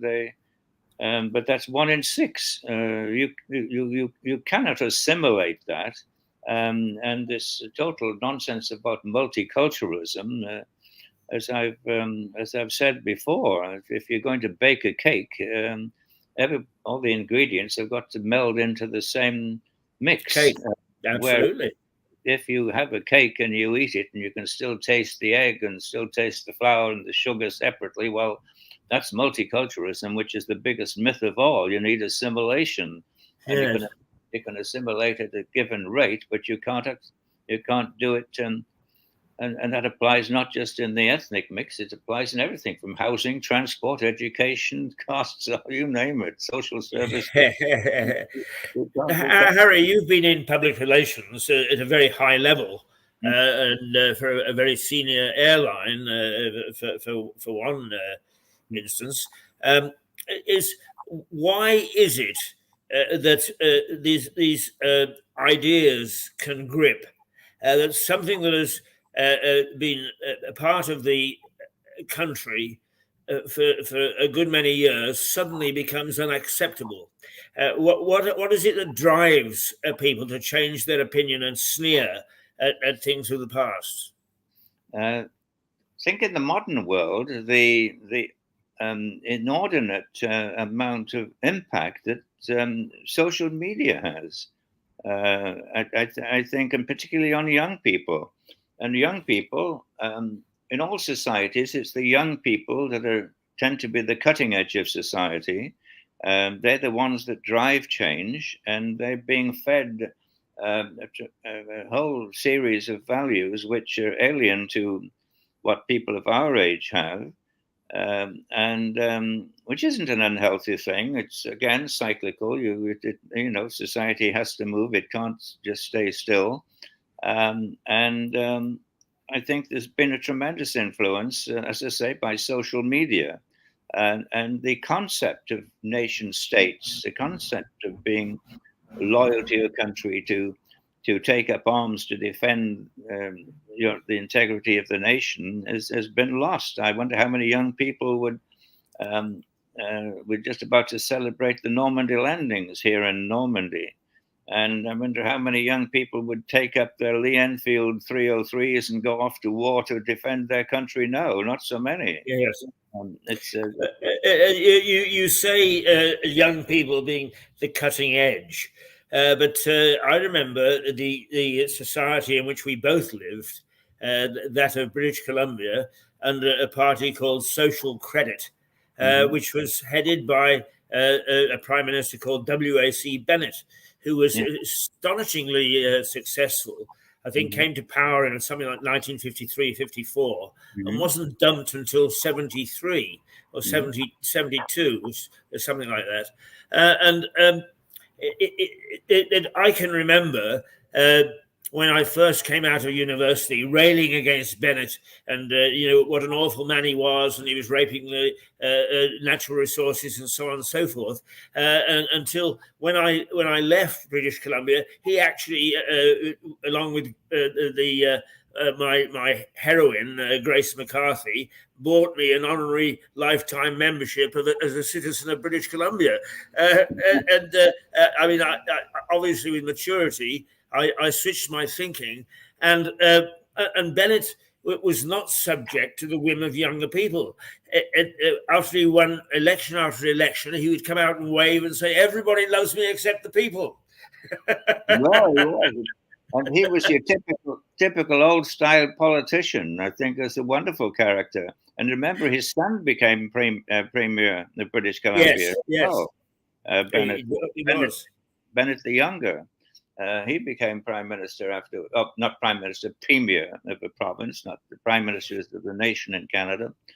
So no, but he was a typical old time politician, a lovely old guy, and I think probably a very good leader for British Columbia at the time they needed that kind of a leader. But they, gosh, don't get me started on Canada with the awful state of affairs that we've gone with this with Trudeau son. Trudeau the father, brilliant man, but a little bit ahead of his time with his strange views on multiculturalism and that sort of thing. Yes. But but his son has done so much damage to Canada that it's a bit frightening. And Canada, in many ways, has become now a fragmented nation, because the different provinces, their economies based on different factors, it's become a little bit of an unmanageable mix. And there's so much devolved power to the provinces in Canada, which is necessary because each one has its own separate identity. So it's very difficult now for the Canadians themselves, and both you and I are adopted Canadians. I believe I am. I also have Canadian nationality as well as British nationality. I actually don't. Strangely enough, for whatever reasons, I resisted doing that. But nonetheless, I'm steeped in its culture, and there are some things that I don't understand. Good morning, Philip. Good morning, both. Some things that I don't understand. For instance, we talk about the multi-fragmentation, but nobody ever mentions the power that Trudeau gave to the native Indian, calling them one nation, and giving them privileges that have stunted the growth of many parts of Canada, because they are able to set their own planning laws, for instance. I mean, that's very true of the lower mainland of British Columbia. Mm-hmm. Well, it's a shame, really, because that's worked against the native people of Canada. They were given so many benefits that they and so much money. I mean, we're talking huge amounts of money that they no longer had to sort of contribute to the collectivity, to the nation. They were simply got a free ride because of historical wrongs in the future. And so they've been given a great disservice, and of course it has led to a split between the native people and the newcomers, if you might call the newcomers. I mean, going back to 1800 or something, but there's a division now, and I think that this has all been brought about again by mass immigration, far more than the country can absorb in one go. And so it's very difficult for the Canadians, the Indigenous Canadians themselves, to actually know who they are. They're confused as to their own sense of identity. Yes. But there is this division between the native people. The comparison perhaps to make is with Australia and the Aboriginal people. Though they were truly mistreated, the Aboriginals, they were even just chased down and slaughtered like animals. And there are now a very strong movement in Australia where these wrongs have to be righted by unfair bias in a modern world, and so this is a problem I think is being faced. I mean, the question of slavery in Britain, having to pay back. Let's bring Philip in at this stage, Harry. We're talking about the fragility of modern politics and how the world is probably going to be reshaped, Philip. Yes, I've been listening and watching on Facebook, and as ever, I mean, Keith, you say that Harry and I do a good program. You guys do a great program because of your joint experience of the world and decades of politics, which is experience I lack. I think Harry, as ever, is entirely right that the ship that is democratic Britain has not yet sunk enough for the likes of a Thatcher to appear just now. But it's going to happen. It has to happen. Now, I don't know what the Reform Party policies are, and I must research those. I mean, if there's a Reform Party candidate in my constituency, I'd probably vote for that person. But it's so true blue round here that, you know, I once had a friend at the bar who was based in Chichester near me, in a chambers there, and he stood as a Labour candidate. This is years ago. And he was a really, you know, dedicated, genuine guy. Labour. He got about 0.5% of the vote or something. And that was probably my vote. You know, it just doesn't happen, sadly. But the Président Le Pen interests me. Madame Président Le Pen. 51% of the vote, you reckon, Harry? Well, that's the current forecast. The polling gives her a 51% against the toughest competitor if he runs, and with some of the other possible opposition that would be put up against her, she'd win by an even greater margin. And French presidential elections are usually won, just like American presidential elections, by only 2 or 3%.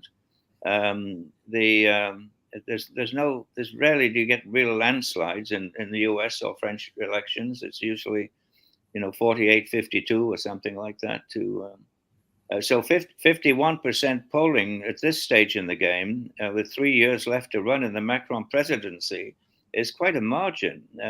And unless she puts her foot wrong in the meantime, and as Keith said earlier, she's keeping a low profile. She's having this, the front man is this Bardella, who's extremely good and doing a good job and keeping the heat off her. There's a very good chance she'll expand her lead in the polls between now and the next presidential election. And particularly since Macron, in his second term, is becoming very bright guy, but is becoming very accident prone. And he's making some real gaffes at the moment. Right. So maybe he doesn't care because he knows that he can't run again. You can only be president for 2 terms in France. And he has perhaps other ambitions. He had an ambition, of course, to become king of Europe. King of Europe. But Europe itself, I believe, is a sinking ship. Also, the West, as we know it, or certainly Europe, I believe, is its moment of glory is gone. I mean, it's the future of the world is somewhere in the middle of the South China Sea. I couldn't agree with you more. And Putin is currently in Harbin, which has a huge Russian population, apparently. There's a huge memorial to Soviet soldiers. I can't remember why now. I think it was to kick the Japanese out. Anyway, there's a memorial. Kuril Islands, are we talking about up above the top end of Japan that were occupied by the Russians at the end of the war? That could be it. Yeah, the Kuril Islands. Yeah, it's an extension of the Japanese archipelago, which yes, and even though the peace had declared, the Japanese had surrendered, the Russians kept fighting for a few days and quickly occupied those. And there's been negotiations ever since to try and get them back, but unsuccessfully. It's still part of under Russian hegemony. Yes. Yes, Rasputin is over in China, cozying up together with Z. As I said to Keith yesterday, I find it all rather concerning, to be frank with you, Harry. Not that your name is Frank; it's Harry. It is really, and it's in many ways it's the fault of one man, Joe Biden.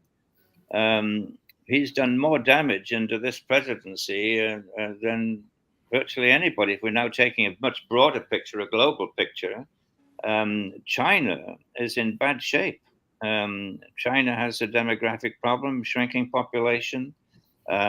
It's become too reliant on export, and its administrative structure precludes freedom of enterprise. The centralized financial administration has led to all of these real estate bubbles. It has peaked, I think, China. So, and Russia is certainly a spent force. It is declining in the big picture. And if ever there was a moment when we needed a Reagan-esque kind of character to capitalize on that, and we've got Biden, who is betraying all of his allies. He's betrayed. He's betrayed Ukraine. Give them enough weapons to just not win, but with every chance now that they're going to lose.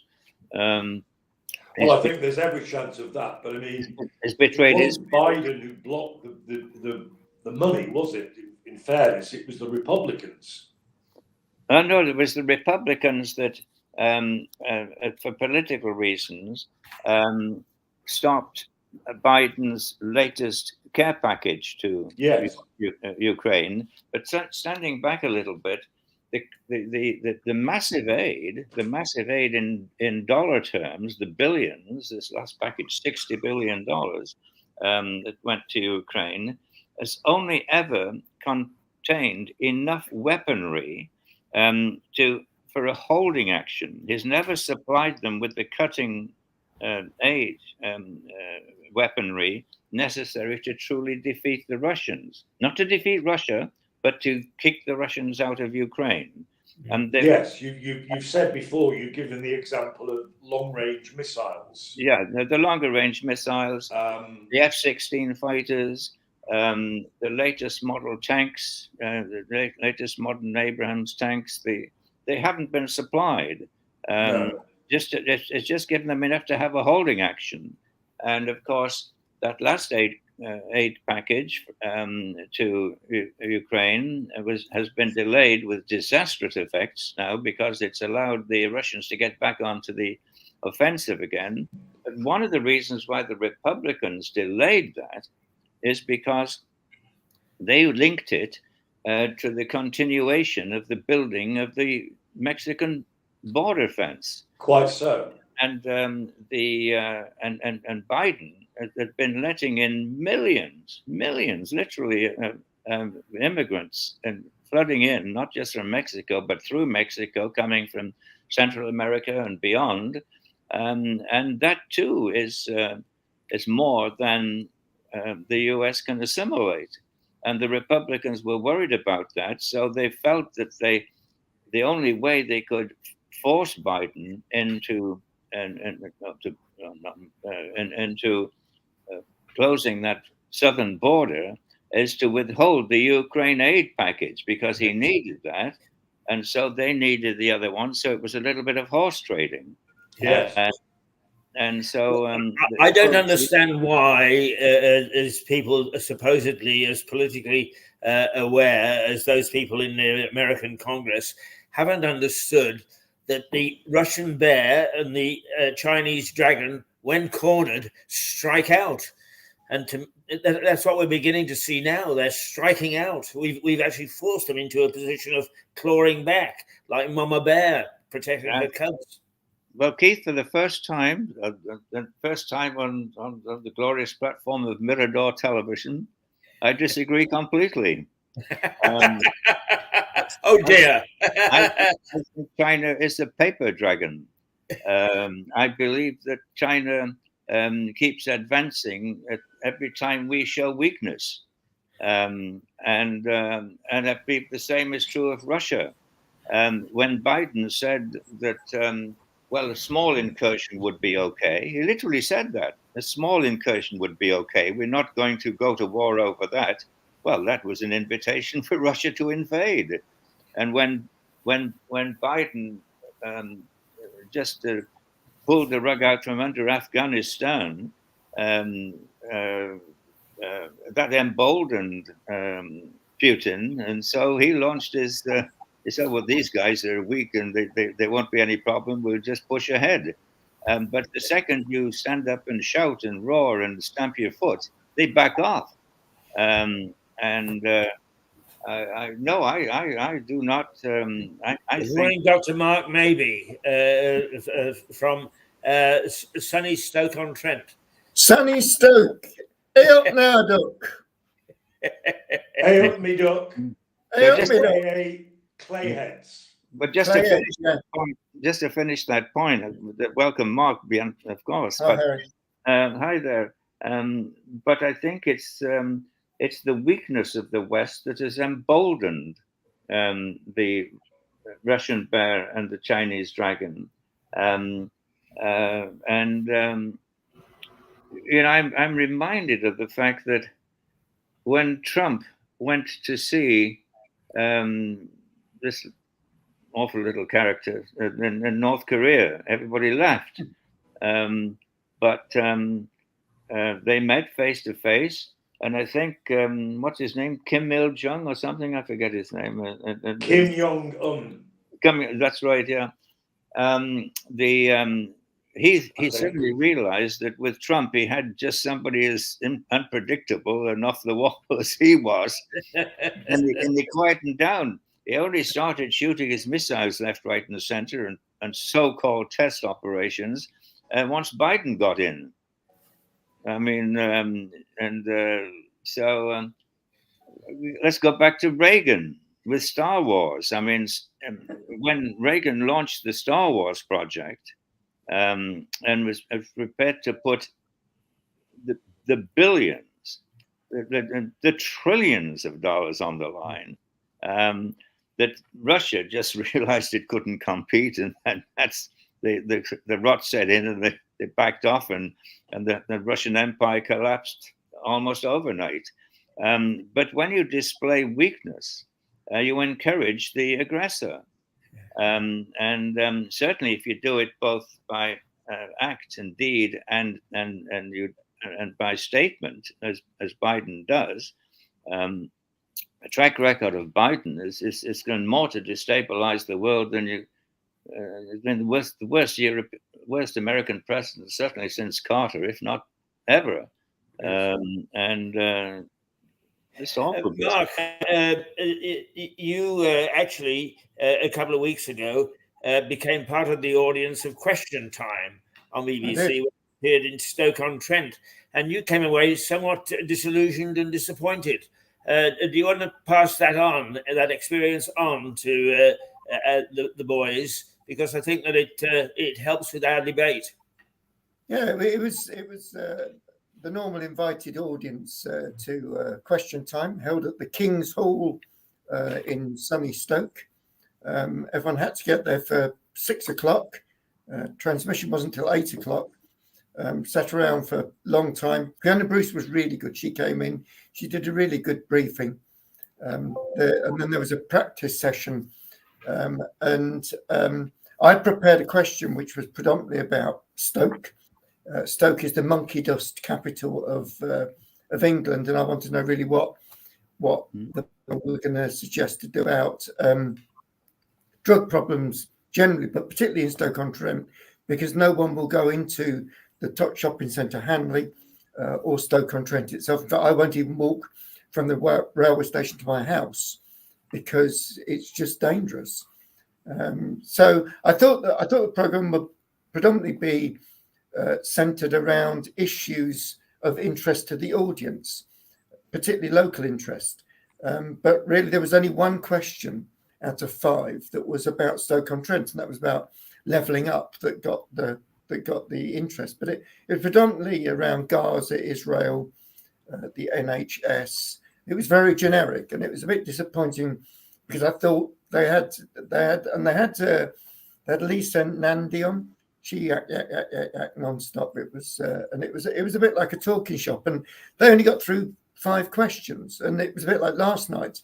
They only got through 4 questions, but most of them last night it was in Scotland, and it was much more relevant to Scotland. I felt, but it was just a bit disappointing. That was all. I'm saddened to hear that Stoke is centrally so dangerous. That's awful. Yeah, I've no idea. Yeah, over the past, I don't know why it would be, but certainly, it's become a bit of a you come out of Stoke Station, which is just about to spend £4 million on regenerating outside Stoke Station, which perhaps will be good. But as soon as you walk out the station, there's a beautiful Wedgwood monument, and laying on the monument normally are 2 dust heads, and then outside the station. And when there was one last week. I couldn't work out whether it was a fire engine, police car, and it was because one of these guys was right at the top of the street lamp, standing on top of the street lamp, off his head. It's a real problem up here, and it's very cheap to come by. So it's called a 10 bag. You buy a bag for a tenner, and then they smoke it through one of these pipes, and it gets them off their head. We're talking crack, are we? Yeah, crack, but also this monkey dust, which is a sort of a chemical version of cocaine. But it makes them, and I say, certainly Hanley, which is the main shopping centre. Stoke's a strange place. It's made up of 6 towns, Burslem, Stoke, but Hanley's where the main shopping centre is. And, I know loads of people now that said, we won't go anywhere near Hanley now. Because it's just too dangerous when you walk around, and it just isn't working. Although it's no different anywhere else. A year ago, 18 months ago, I was in Wembley, and I was walking from the college that I was running to the flat that they had rented for me. It was probably 900, 1,000 yards. That's about it. 2 guys in hoodies jumped me. Asked me for my wallet, my phone, which I gave them. They then pushed me to the ground, kicked me, broke all my teeth, kicked me in the stomach. And to cut long story short, I was taken to hospital. It was okay, no teeth, but I was fine. Oh my God, this is like Clockwork Orange. Yeah, it was. And do you know what the police said? The police said to me, I've just been I'm taking on consideration I was a principal of the college. I was wearing a jacket, a waistcoat, a tie, pair of smart trousers, my pocket watch. I And the bet I policeman- know what they blamed you for dressing too well. Got it. Got it, I Phil. knew that was going to be the answer. Said, sir, if you don't mind me saying, you do dress. Your dress sense is very magnetic for this sort of area. So I said to him, what happens if I was trans and I was wearing a dress, or what happens if And they said, well, why don't you leave these clothes? It's honest truth. Why don't you leave those clothes at work and wear a tracksuit to work? And I said, why should I do that? Why should I not dress accordingly for my workplace? It's the male equivalent of the scantily dressed woman deserves to be raped. Yeah, exactly. Yes, absolutely. And because I do normally wear a waistcoat, etc., and that's one of the things that it's really played on my mind, and so that's one of the reasons I don't walk. It's disgusting, really, because I now use my car to drive down to the railway station. Well, the question this begs, Mark, and I think we need all to address this, is what is our collective reaction to this? Do we believe then that the police should be empowered to do their job, to react against this sort of gratuitous violence? Do we want to defend our society collectively, or are we just simply surrendering to that kind of behavior? I mean, that a person can't walk down the street dressed the way he or she wants to is to our mind, to our way of thinking, to our values is just unbelievable. But if we accept it, it becomes a reality. What do you think our collective reaction should be? Yeah, no, I agree, Harry.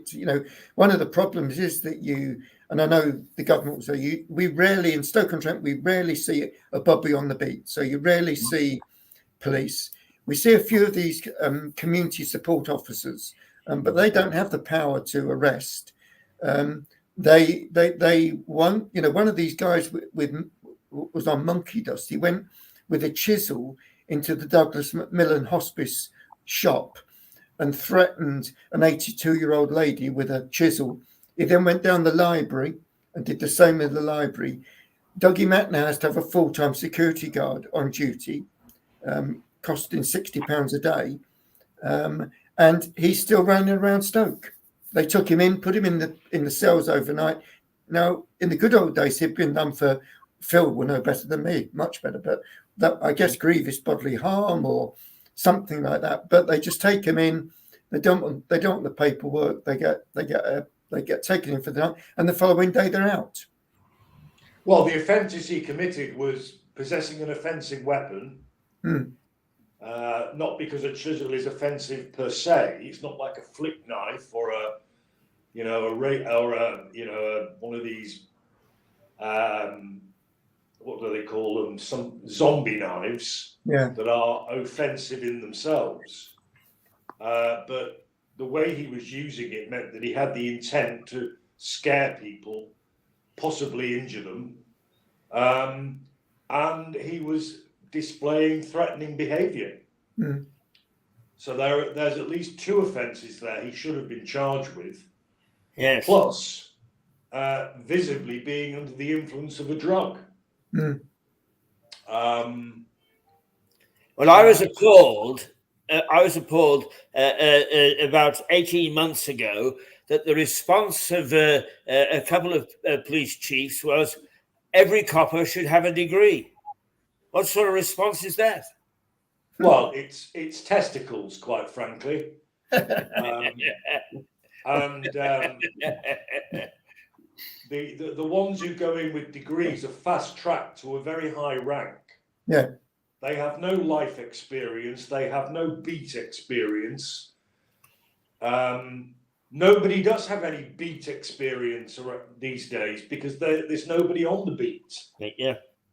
Our local co-op was robbed about a year ago, and they called the police, and a passerby spotted a uniformed copper in a police car about 4 cars down from the co-op. And she ran to the car and said, "There are robbers in the co-op. Do something." And he said, "No, I'm not a response unit." Good grief.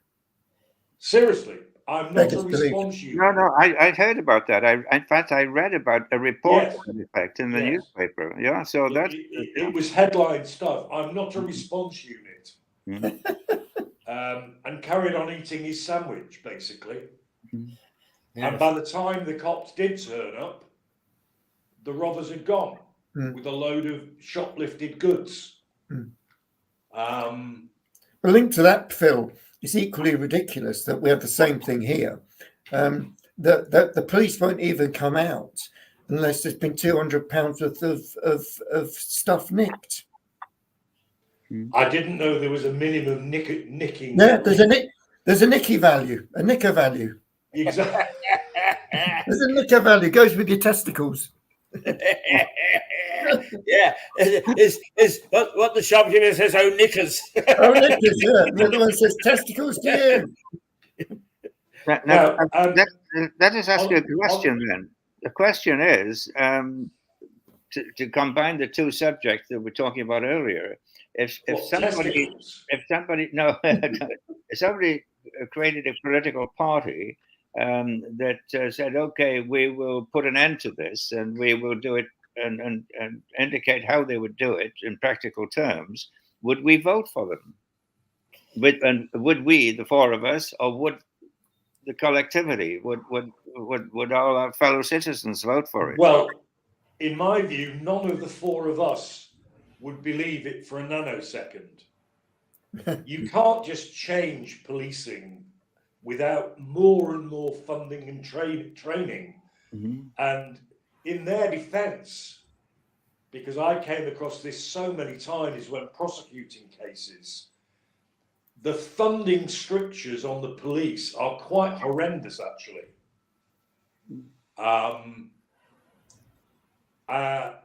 I don't believe any political party can actually provide the policing we think we need. I'm afraid. I don't know what you think, Mark. No, I agree. It's you know, I went to Birmingham on Monday, and you know, it was the same there just outside the station. Maybe I'm sensitized to it now, but it was as significant. And I spent a couple of hours in Birmingham, beautiful city, absolutely beautiful city now. But in the 2 hours that I was there, I didn't see one single policeman, and that was Birmingham, by the railway station on Broad Street. I think I agree totally with Phil. You know that is, you know, the last thing you need are bloody graduates on the beat. What you need are people with good experience. Now, I didn't realise, Phil, but these community support officers don't have any powers of arrest. No different to you. You're right. They have no greater powers of arrest than you or me. No. They have the power to make a citizen's arrest if they're brave enough, which they're not. No. Because they're plastic coppers. Yeah. We had one in Arundel. We don't even have one of those anymore. But she was absolutely useless. Yeah. She spent her time giving out parking tickets. Yeah. And she was a bloody police community support officer. That's it. Police, that's the one. So any of us can make an arrest if we see a crime being committed. The difference between a citizen and a police officer is a copper can arrest on suspicion of an offence about to be committed or planned. We as citizens have to see an offence being... So, if I walk into the co-op tomorrow and I see some yob nicking cans of beer, if I wanted to, I could, bring him to the ground and detain him. But the chances are that his mates are outside and they'll come and give me a kicking, and the cops won't give a damn. No. Yeah. I'm afraid that's the reality of UK society. It's not just in Arundel, Stoke, Birmingham, Nottingham, Manchester. It's everywhere. Yeah. Yes. Did I understand? Did I understand a second ago that somebody said that about a degree or something for the police? Yes. Yeah. A university degree. Every copper should have a degree. Yes, a university degree.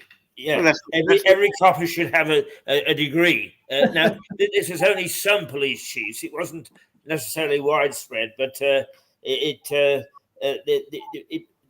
was recommended by senior policemen that every policeman should have a degree to get the job, as it were. My goodness, I mean, this completely goes against my way of thinking. Absolutely. I would close half of the universities. We've got 160, 170 universities in Britain. We don't need that. And the students go there, pay these ridiculous tuition fees, and all they do is to learn how to smoke dope and get laid. I mean, and I think they come out with all of this. So I would give up the dope, Harry. Well, since I don't, I'm pretty safe on this one, since I don't have any university degree or anything. My studies, formal studies, are somewhat limited. Can I share my university experience with you, Harry? I wasn't offered any dope, and I got laid very infrequently. Yes, because you were you were studying. You were busy working on your books. No, I was running the bar, actually. I was what was called the bar steward. And it depends on how you pronounce that phrase. And I did that for 2 years and had a whale of a time. And drank like a fish. Now, while we're on a light-hearted moment, Harry and Mark, you may have heard Keith and I mention the Red Devil. The Red Devil is this. Oh, look at that. Is that Keith's big mean machine, Keith? Yeah, absolutely, the mean That's machine. a mean machine, boy. And that's been created by my friend and contributor John Prideaux, who is very good at IT and AI, because we talk about AI every Wednesday fortnight at 9 o'clock. And bit by bit, he's been trying to put together a jigsaw of Keith on his Red Devil. Now, we've got the Red Devil right. We've now got to get Keith on it. So watch this space. Now, he terrorizes Lewis on that. Yeah. The worst thing that ever happened was he suddenly said to me, "Do you know, there's a button with an S on it. What's that?" I'm thinking, "No, don't tell me." And it's the sports mode. So he doubles the speed, and he complains that people, as he whizzes by, he complains people don't say hello to him. Mainly because he's going too bloody fast. He runs over their toes. See, that's why we need coppers on the street. That's it. Yes. Yeah, to watch out for the likes of layabouts. Layabouts like speeding mobility scooters. Haze on the run. We should call it. It's just a haze. Yeah. Yes. It's just a haze. Yeah. Anyway, Harry, back to rather sad and serious stuff. Rouen. Rouen has experienced within a week the shooting of prison guards and the escaping of a rather nasty chap from Marseille, Absolutely. and then having to shoot dead a man with an iron bar and a knife who was trying to set fire to the local synagogue. Mm-hmm. Not nice. Well, I have to admit that the French police have a little bit more latitude in combating crime than in Britain, and so they can react. They're armed, of course. John's arms are armed, whereas very few British police are armed. But two questions there is proximity policing and the ability of the policeman to react in face of a crime, and the other one, of course, is the strength of the gangs, that they could be very technically efficient. The way they stopped the prison van, blew the door off, had the guy out and off and away, and just cold-bloodedly shot a couple of shot four of the prison guards. Two died on the spot, and I think the other one died afterwards. So it just shows you how advanced they are in organized crime in France. Well, Marseille has always been a pretty dodgy place, hasn't it? Yeah, but it was so extremely well planned. I mean, the incident was filmed on CCTV cameras, and it was filmed by individual people with their iPhones, and just an amazing piece of work. It happened within seconds. The organization of it was amazing. Look on the TV over here, Harry. It looked like it had been stage managed. It was so professional and so absolutely. unbelievable. You can imagine the SAS or somebody like that after years of training pulling off an operation like that. Well, if a bunch of criminals can do it, then it just shows you how advanced, how frightening the opposition is. But there's a more sanguine view of controlling crime in France than I think there is in Britain.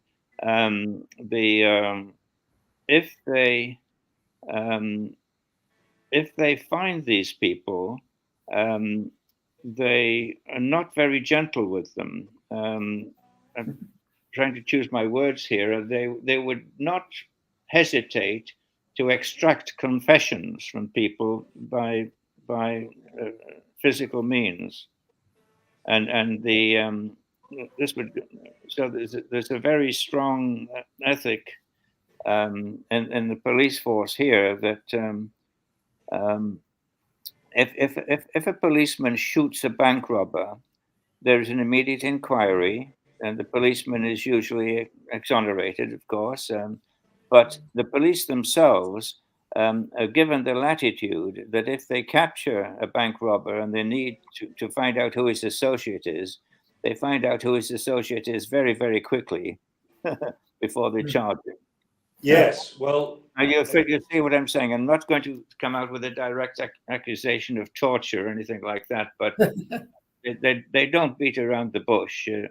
They don't play games, the French police. No, they don't beat around the bush, but they beat up the suspect. Yes, and so they will find the one almost certain thing that will happen is that they will catch these people who have perpetrated this act, and they'll do it. And they've even stated publicly that every person who knows these people will be put under surveillance, and will be more than surveillance, will always be harassed. Every phone call, every move, everything will be monitored. Every petty criminal that is taken in will be grilled to a point, as I say, of physical discomfort, and they'll find them. They'll find them. You are truly the master of the euphemism, Harry. Yeah. Physical discomfort. Yes, I get it. Good beating. Yeah. In other words, torture the bastards. Yeah. I can't publicly say that the French police torture suspects. No, you're not saying that. I am. I'm Yeah. the one saying it. But But there again, I'm sitting in Sussex, in England, so I'm probably out with their grasp at the moment. Let's reflect on another comedic moment, which is Peter Sellers as a uniformed gendarme in the Pink Panther film. Oh yeah, yeah. The monkey and the blind man. Blind man sitting outside the bank with a monkey, a performing monkey, on his lap. Yeah. Sellers comes up and says, "Have you a licence for your minky?" And the blind man says, "Minky? Yes, I'm an officer of the law. Have you a licence for your minky?" And at this point, the monkey is playing with the truncheon. Sellers' truncheon, and he's struggling. And suddenly, inside, there's a robbery going on. Correct, yeah. And the monkey's jumping up and down and whatever. And the blind man is staying very calm and everything else. Then suddenly, out of the bank come masked robbers with a bag. And Sellers turns round as a gendarme. They get into the car, but they drop the bag. What does Sellers do? He goes, "Monsieur," opens the door, gives them the money, and they drive off. And the bank manager comes out with a gun, and Sellers clobbers him over the head with the truncheon. Yeah. So then we get on to his boss, who hates Sellers, hates Clouseau, and he's got a nervous tic because of Clouseau.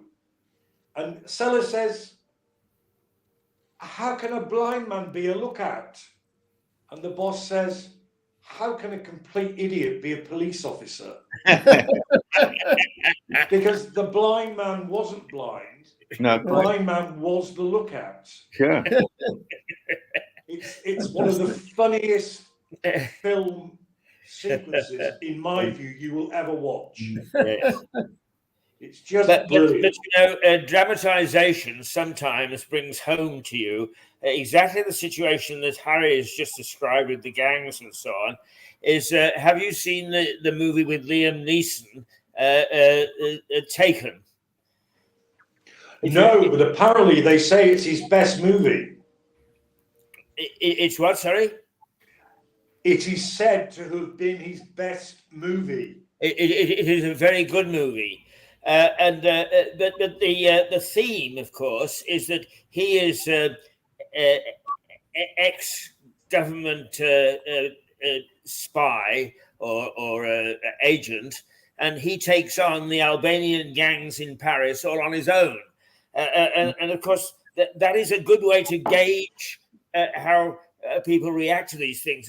Here is a champion, right? The police aren't doing anything about it. In fact, the police turn out to be corrupt in the movie. But Liam Neeson gets his daughter back and terrorizes the gangs and so on, and does totally unacceptable things.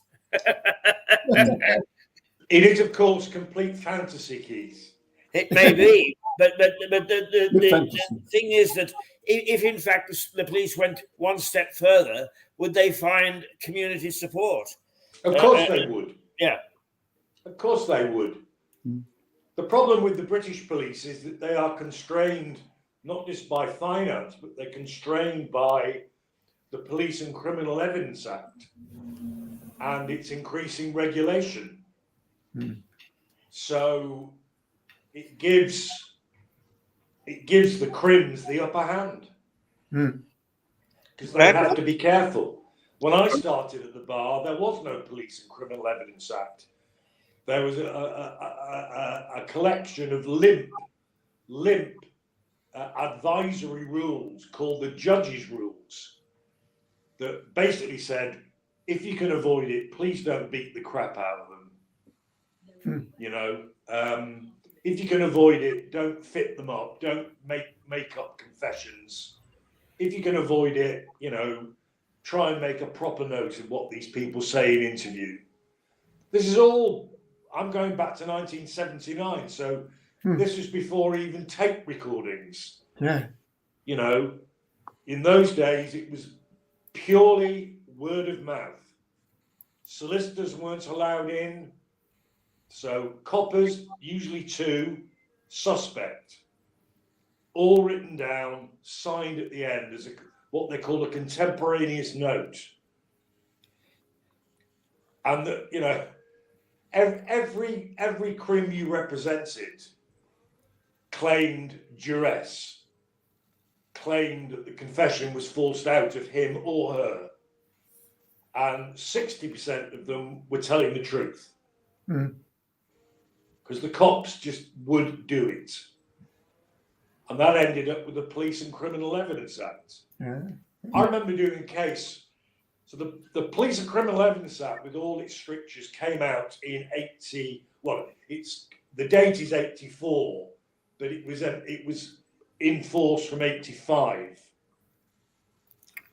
which ironically is the year the Prosecution of Offenders Act came in, which created the CPS, which is the worst thing in the world. And I did a case involving drug smuggling. So it was Customs and Excise who in those days did their own prosecutions. And they were a law unto themselves, and customs officers were more powerful than the police. They had powers beyond the police. Quite extraordinary. Anyway, but they were bound by the Police and Criminal Evidence Act. Well, in this case, there were all sorts of allegations against the customs people for all sorts of improprieties against the suspects. And I was representing one, and I had to cross-examine this senior customs officer. So this is in 1987, right? Okay. Knightsbridge Crown Court doesn't exist anymore. Behind Harrods, Hans Crescent,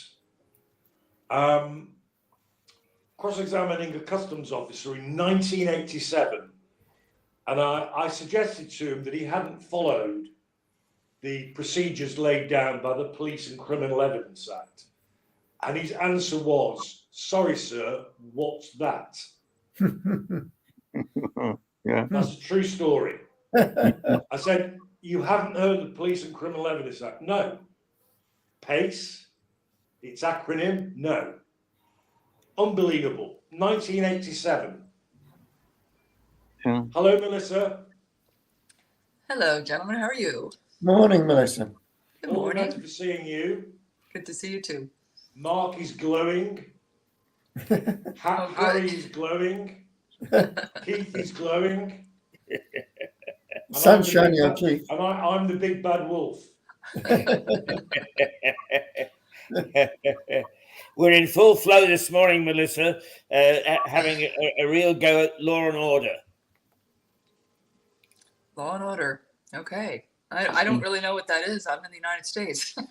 Yeah. Yeah, good one. So you've got to remember Melissa's dad, if I've got this story right, Melissa's dad used to keep soprano-style weapons in the boot of his car. Yeah, Yeah. that is true. Now, why he needed them in the boot of his car, I have no idea. I think he was, I think probably when he moved, he just never took them out. That's what they all say. Yeah. Oh, On his cuff. you know, so when my car gets stopped with 2 AK-47s, I say to the copper, you know, I forgot they were there. Sorry. Yeah. I forgot they were there. I've just moved house. Exactly. Yeah, he had quite a lot of weapons. It was crazy. I just got my cat shaved. You can see. Oh. Oh, wow. Puss, puss, puss. Hello. Oh, look at that tail. That's beautiful. No, You baby, love- you can't. You can't. I have coffee. You can't. You can't do What that. a lovely pusscat. Yeah, he gets very, very hairy and very dirty and knotted. You know, the long-haired cats often get very knotted, and so twice a year we give him a complete shave down. Well, he'll enjoy that. It's not, you know, it's funny because right before he's shaved, when he's got all the hair and the knots, he's very lethargic. Doesn't move, doesn't, you know, and then when you shave him to get all that off, he's like, oh, I'm free. So he's running around like a crazy cat. Baby, come on now. Yeah, that's amazing. I've never heard of that. I've never heard of that, Melissa. I've got a Maine Coon, which is the most beautiful cat, and I take her once every sort of month to actually be shampooed and set and groomed and such like. But I've never seen a cat like that. It's actually a really great idea. Yeah, they do what they call a lion cut, but because he's got asthma and he doesn't like the vet, I just do a complete shave down twice a year. That's so a I bad don't have to combination. constantly bring him in. So he's got asthma and he doesn't like the vet. That's quite tricky. It is a little bit tricky, so I have to do my own. That's what I had. That's why I was late this morning. I had to do the nebulizer because he was having an attack. That's great. Hey, he's about 15 years old, and he's old cat. It's an old cat, and he's very active, running around like crazy. So, okay, It's a Keep surge going. of energy. He truly is. is. It's the opposite of Samson. Yeah. Yeah, right. So you cut his hair, and he's full of beans. Yes. Exactly. Well, our cat, who is about the same age as yours, who is lying dozing at my feet at the moment, having had another night on the tiles, we have a flea infestation here at the moment. Oh, that's the worst. That's the worst. He's brought in, I mean, we're getting over it. We've got spray, he's been to the vets, we've got all the proper gear, and he's had the steroid injection, but my wife, they don't come near me because it's the alcohol in my bloodstream that puts them off. Is that red wine? Which is why I keep drinking. Yeah, great. It's the only reason I drink, you understand that. You as a fellow red wine lover will relate to that. It's just so my cat's fleas don't bite me. But my poor wife, she's been bitten everywhere. Oh yeah, that's the worst. I remember when I had an outdoor cat. I've had a couple of outdoor cats. See, Darth never goes out. Never. He's called Darth Vader, isn't he? Yes, Darth Vader. Yeah, interesting name. Yeah, Darth Vader Winton. They had to go in. Okay, what's the patient's name? Darth Vader Winton, and then everybody in the office laughs. Yeah. Okay, whatever. Yes, you do. It's a routine. Why not? Do you have any pets, Harry? I'm sorry, what's that?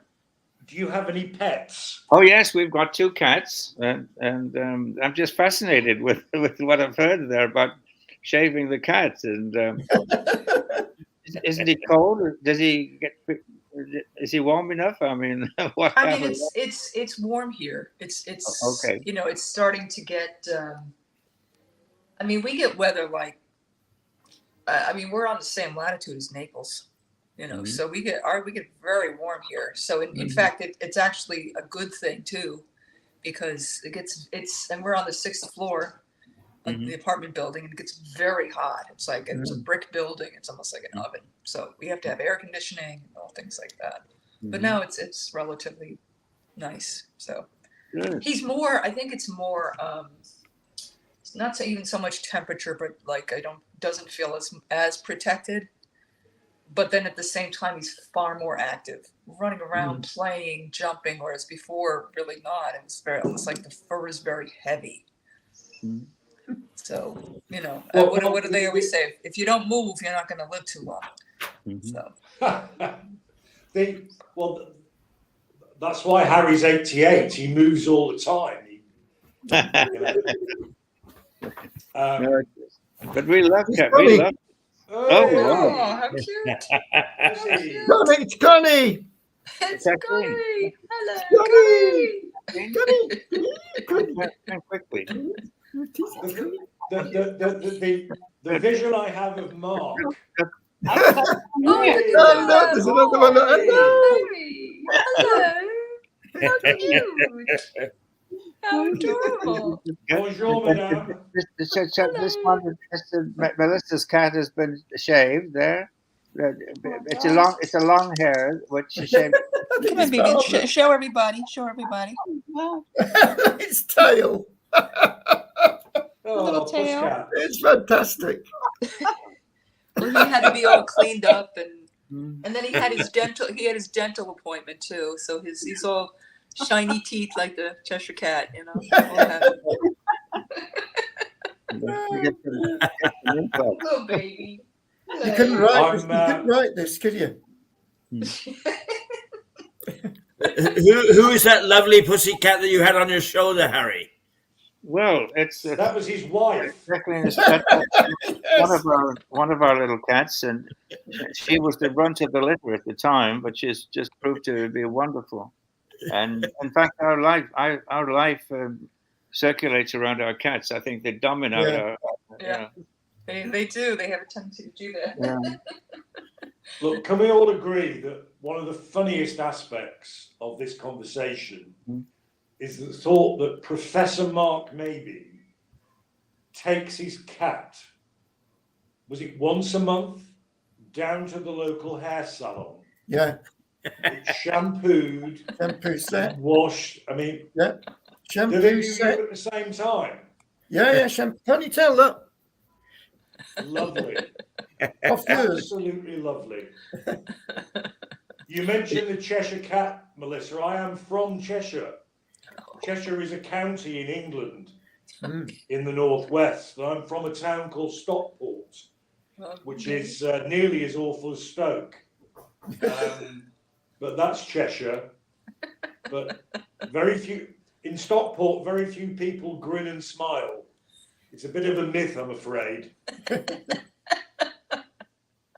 I used to live in, I think I told you, Phil, I lived in Offerton for about 12 years. Oh, God, you did. My brother lived in Offerton for years.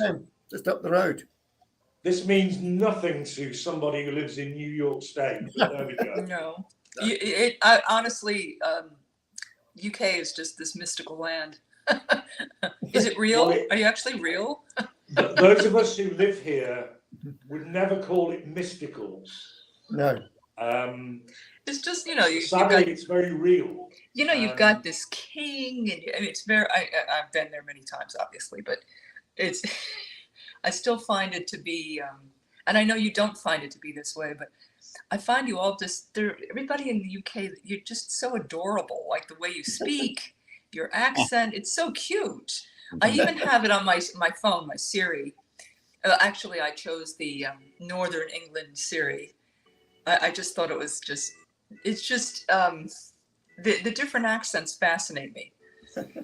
Yeah, but well, I am told there are different accents in the States. Oh yeah, of course. They're just I don't know. It's just not as maybe because I'm so used to it. But it's just so adorable.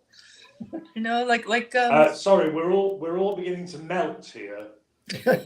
just this cute accent. It's very cute. My accent, it's worn off a bit now, but I used to have a northern accent. And it's still detectable because, as Mark will understand, I flatten my vowels. Yeah. So I will say Bath. Yeah. Keith and Harry will say, no, not Harry, because he's from Yorkshire. Keith will say Bath. I'm going for a bath. And I will say to Keith, where is the R in the word? Is it spelled B-A-R-T-H? No, it's spelled B-A-T-H. So to me, it's a bath. Bath. And I live in a place called Arundel in the south of England now, which has a castle. Now, Lewis has a castle, but Keith will call it a castle. So I beg the same question, Keith. Where's the R in the word? So I'm only used to talk. I'm only these talking. are all our little regional differences. I'm only used to talking to royalty, and that's the way they talk. Well, you've been name dropping. I mean, before Melissa and Mark joined us, you were name dropping again. I was catching one every few minutes. You know, your lunches with Nigel Farage, or some other one. I think I've told you all that. But you know, Philip, you know where accents come from. The accents are very simple to analyze. They come from the vowels. Yes. And there are only 5 vowels in the language, Right. and so it's dependent on how you pronounce the 5 vowels. That's where accents come from. There's a slight factor as to where you produce the sound in the mouth. And again, there are only 5 ways of producing sound in the human mouth. I'll go into detail on that one if you wish in a minute. But accents are just the way you pronounce the vowels. So in the Yorkshire, they tend to, with the U, they say but, you know. Oh God, but and the South they say but, and that sort of thing. So that's where the accent comes from. When I go back home to the northwest, and this really pisses me off, they call me a southerner. Yeah. And that really gets to me. Mm-hmm. And if I stay up there for a relatively long time, I revert very quickly to my natural accent. So I get back down south and they call me a bloody northerner. Yeah. But the other factor of accents, of course, as I mentioned, is where the sound is produced in the mouth. And there are only 5 ways of producing sound in the mouth. If it doesn't bore you, I'll go over them for you. It's the first is to close. I'm not bored, Harry. I'll just nod off for a minute if that's okay. Closing the lips and expelling air through the lips will give you a B or a P. So that's called bilabial. Then the next one is putting the teeth against the lips, and that will give you D, like a dog, D for dog. And then you've got labiodental, which is the tongue against the teeth, then against the roof of the mouth, and then you've got the glottal stop, which gives you a G or something like that. Now, certain languages are produced predominantly at the front or the middle of the mouth. German is produced largely at the back of the mouth. French largely at the front of the mouth. So those muscles, which from childhood have formed the pronunciation of your own particular language, when they're applied to a foreign language, always produces the same accent. So you can always tell a German speaking English because he's speaking English with the muscles that produce the German language. So it will always have the same accent. Well, it's interesting because, you'll have actors, like Hugh Laurie, for example. Mm-hmm. I guess they're just able to adjust all of that, where they really they can sound authentic. That's correct. Yeah. So perhaps it's a talent, but I agree with that whole idea of it, childhood, because when I was a child, my mother had passed when I was 3, and so I had a series of different nannies. I had a French nanny, I had a nanny from Mexico, and so I was able to pick up those ways of speaking, so to speak. And so now when I do learn those languages, I actually do it with ease. I actually sound more authentic. Like Spanish, for example, they don't call me a gringa because I don't sound like one. I actually sound like, I forgot a lot of my Spanish, so that's why and that's an indication that I'm not, from Mexico, of course, my face too, but The way I speak, though, will sound authentic. Because as a child, I learned how to pronounce it. And I guess it's just through hearing it, and the child's able to pick that up and then pick up how it's produced without even realizing it. That's true. That's exactly right. When I moved from Manchester to Stoke, there were words as well. So someone said to me, I went into a pub for some meal and said, "Do you want taters with that?" Potatoes. Yeah, potatoes. Yeah, they say taters here. You want tater? Oh, I would be so confused.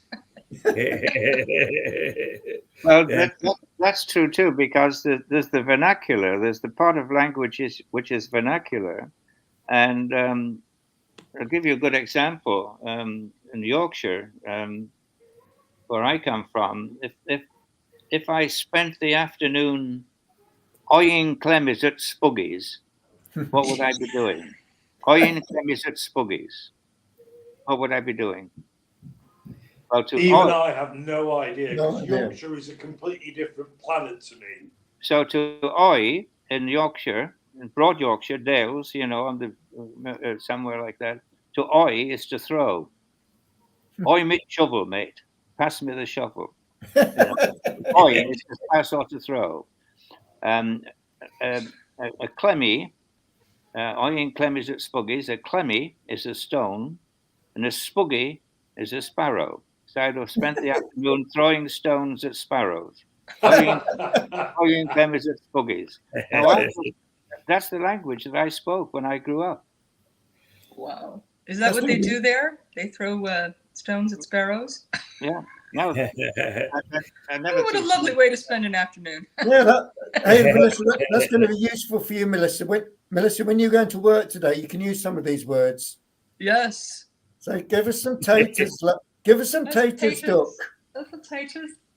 Taters, duck. You're gonna say, what are you, British or something? What are you on, Melissa? What are you on? It's monkey dust. It's specific phrases also that you pick up.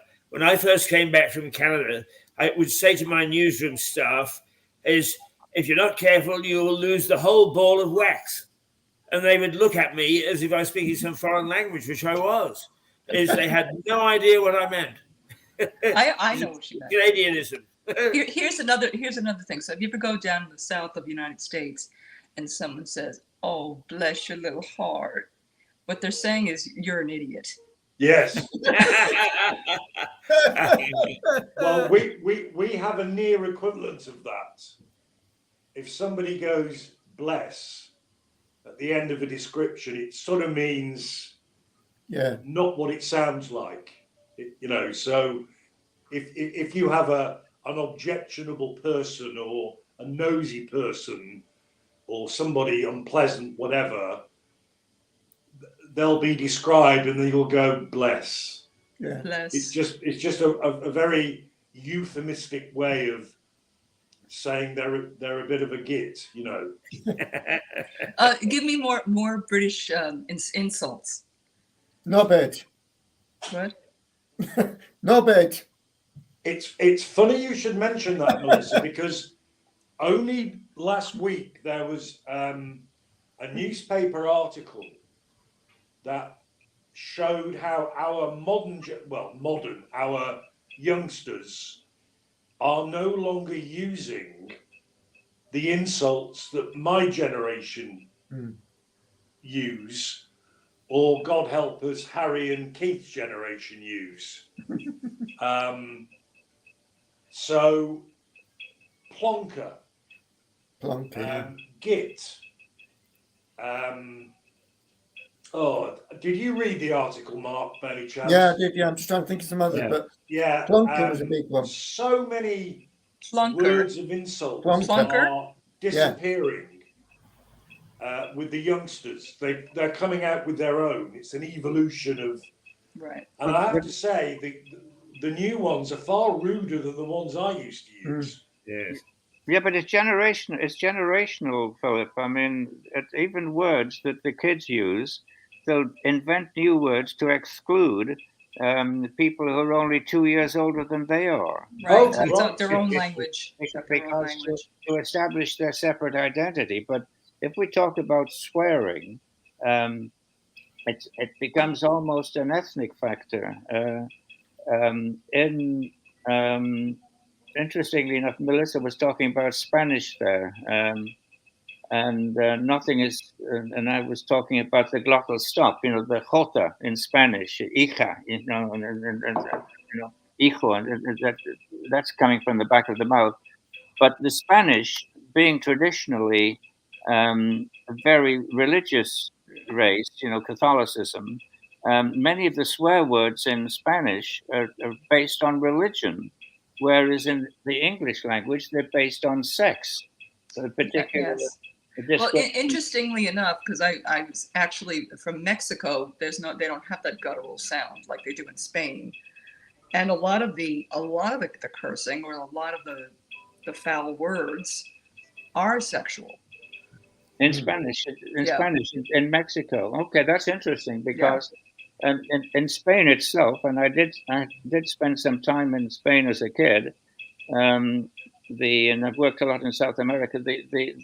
Some of the swear words are wonderful. They're entire sentences. I have to learn them. And they're of a religious nature. Do they all end with Manchester United? Melissa here. No eres capaz de limpiar el prostíbulo donde parió tu madre. No eres capaz de limpiar el prostíbulo donde te parió tu madre.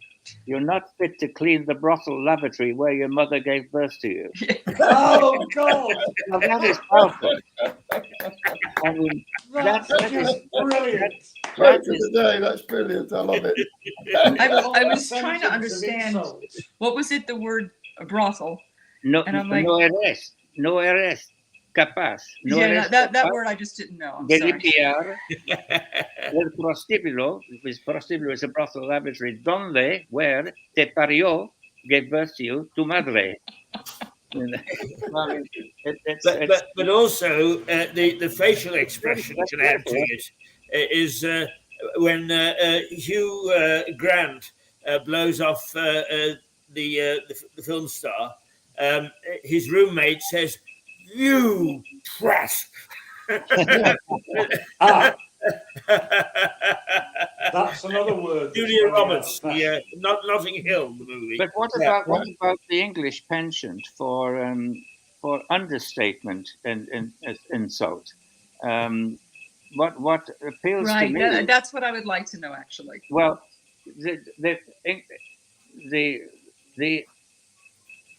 when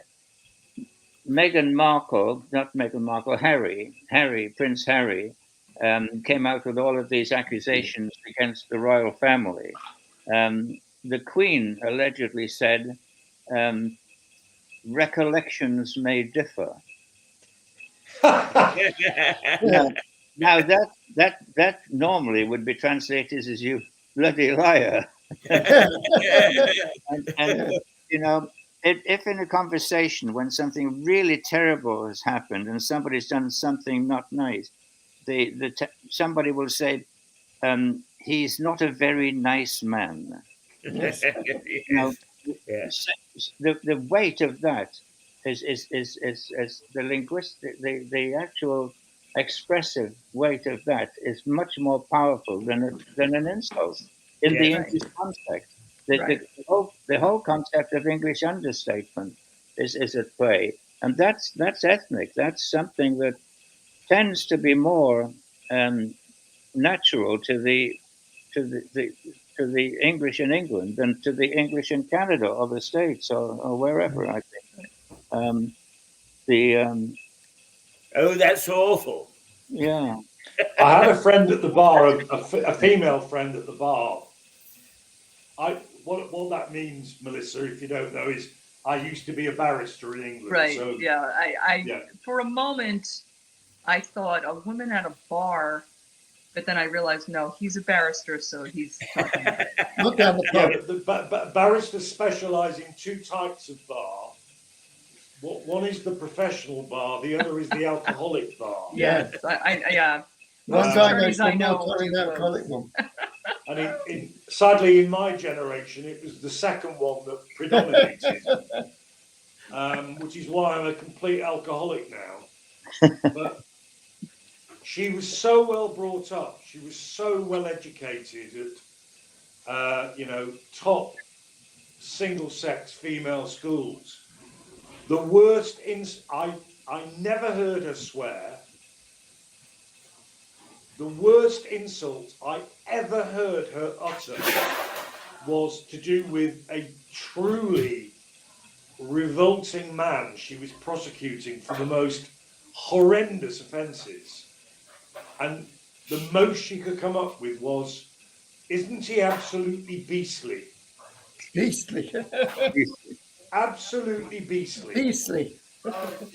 That's contextual. That's contextual, you see, because she would not use vulgar language. So to speak as strongly as that was an ultimate insult on her. Oh no, that was her level 10. So that's Wow. contextual, yeah. Yeah, that was her level 10. That was the worst you could get. Yeah. Yeah, I do find the folks in the UK to be very polite, generally speaking. Yeah. So when you hear something like that, I realize it's over the top. I mean, here we're very, especially in New York, we're incredibly blunt, incredibly blunt. And I think it almost makes us a bit intimidating to those outside of the United States. Well, certainly New York anyway, because we're so quick to. Italian New Yorkers, I think Italian especially. Well, I think we very spend a lot. blunt. I suspect you have to be in New York. You have to be. It's tough. You have to be. You have to have this tough facade. Exactly. You have to. I know that when I taught in some of the more difficult schools, where I literally was dealing with gang members, and they would have knife fights, and it was all. You had to walk. You could not walk into that door without having the ability to bring that out. Yeah. Now, you have your general. This is how I want you to act, right? So I'm going to model that. But if you start in with me, you want to have knife fights and attacking, and you want to come up in my face, literally very tall, big guys. You want to come in my face, you're not going to, you almost have to catch them by surprise. There was this one, when I started at this high school, I guess they were about maybe 16, 17, 18-year-olds, and literally came up in my face. I literally bent down, went behind him, grabbed his backpack, and swirled him against the lockers. And he was so taken aback, and all of his friends just started laughing. And he was just so taken aback that this little lady would do that, that we became, almost like he became my assistant director in the musicals I would produce. Because, and no, honestly, and they would, and they gave me like walkie-talkie, we call them, like the monitors. So if there was trouble, I was the disciplinarian. I became the disciplinarian. So if there was trouble, there was one point where one of the math teachers had taken a hat off of a student's head, and that hat signified the Bloods gang. It was a red hat from the Yankees baseball, red Yankees baseball hat. And that idiot math teacher took it off his head. Now that's very significant. That's like, you really crossed the line. And so this very large child was about to attack this teacher. So there was a scuffle, and some of the kids ran to the office, and then they called me, and I had to go in and calm the kid down because I knew him. And so, but I had to use language that was very difficult to get him to stop. I said, and so I used some expletives, which I will not use on YouTube. And I told him to get out of the room. I grabbed the hat from the teacher. I called the teacher an absolute moron. And then I walk, and that was Now that was very sounds an polite. understatement to me. I was being very polite because there were children involved.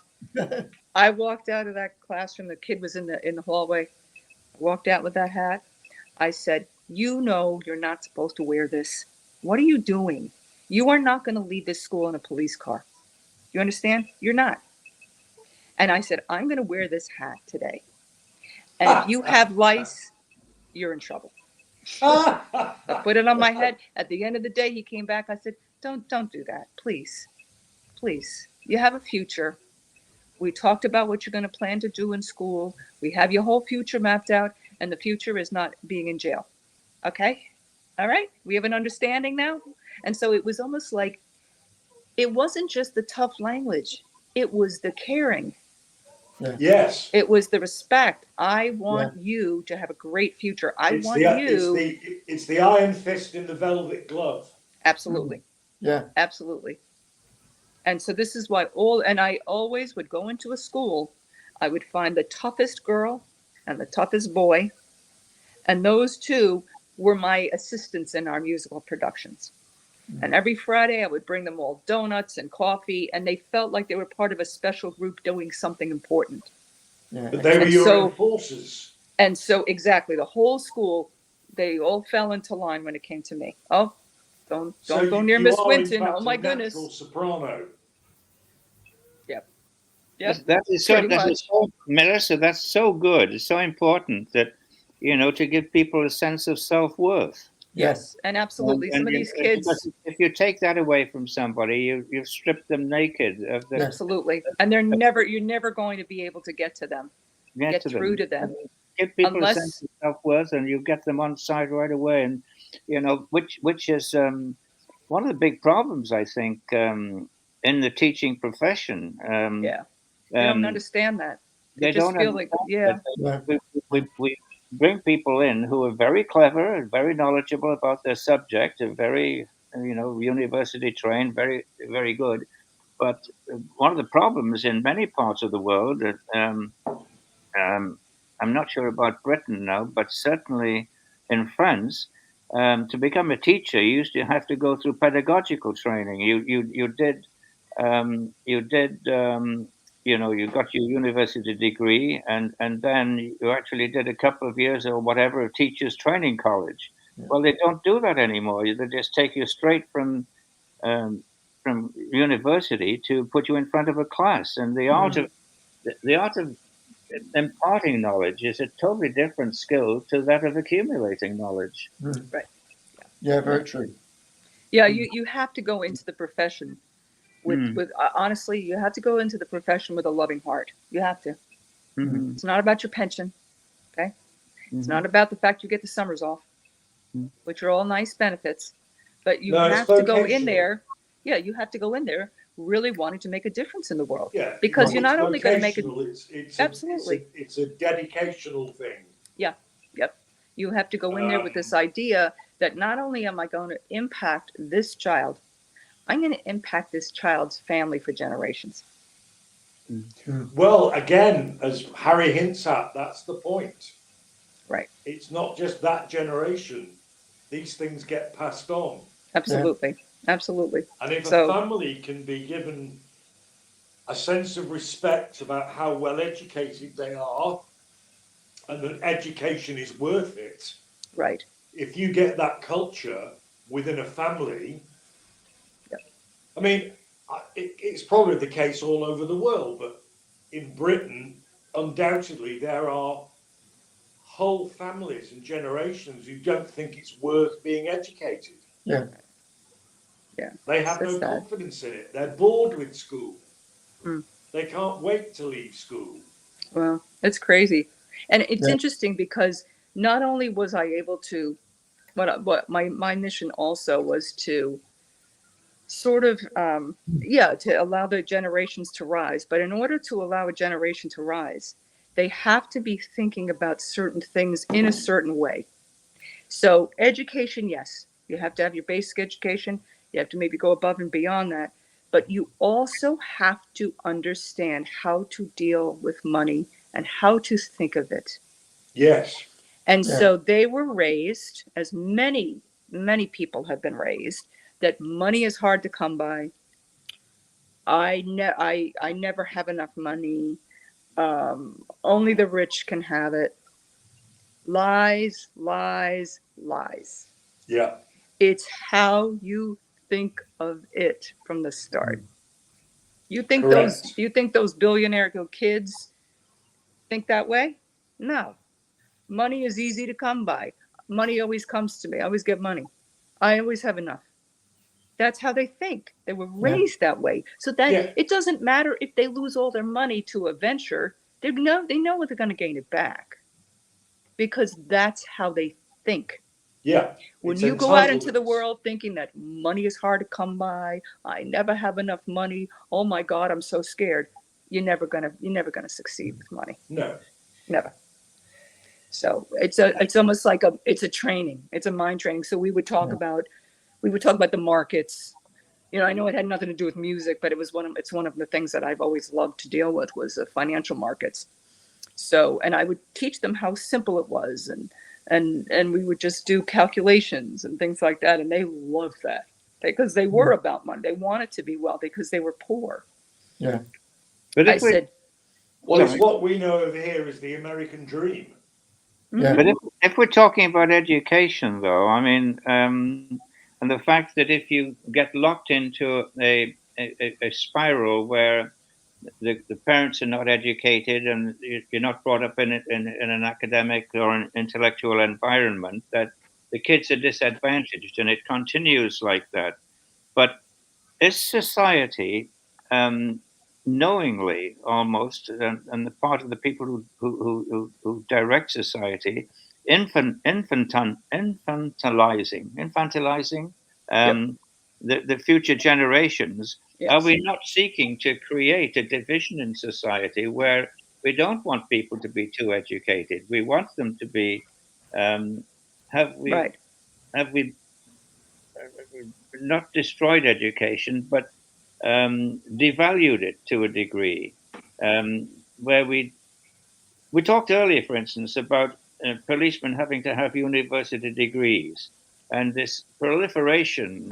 Tony Blair in Britain, as Prime Minister, had set an ambition where half the students would end up with university degrees, but half of the people in any society are probably not mentally equipped or emotionally or ambitious in terms of ambition to benefit from a university education. So we've dumbed down the universities. We still have our top universities, but we've created hundreds now of universities which produce bullshit degrees, and we've infantilized the population to a large degree. Social media obviously helping to do that, but absolutely. No, I agree with that. There's no.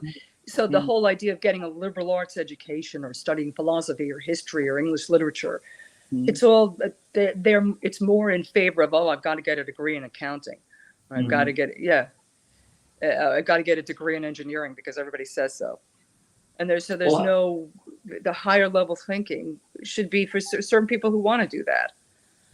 But at the same time, and I certainly in my country anyway, financial literacy and financial thinking can be universal.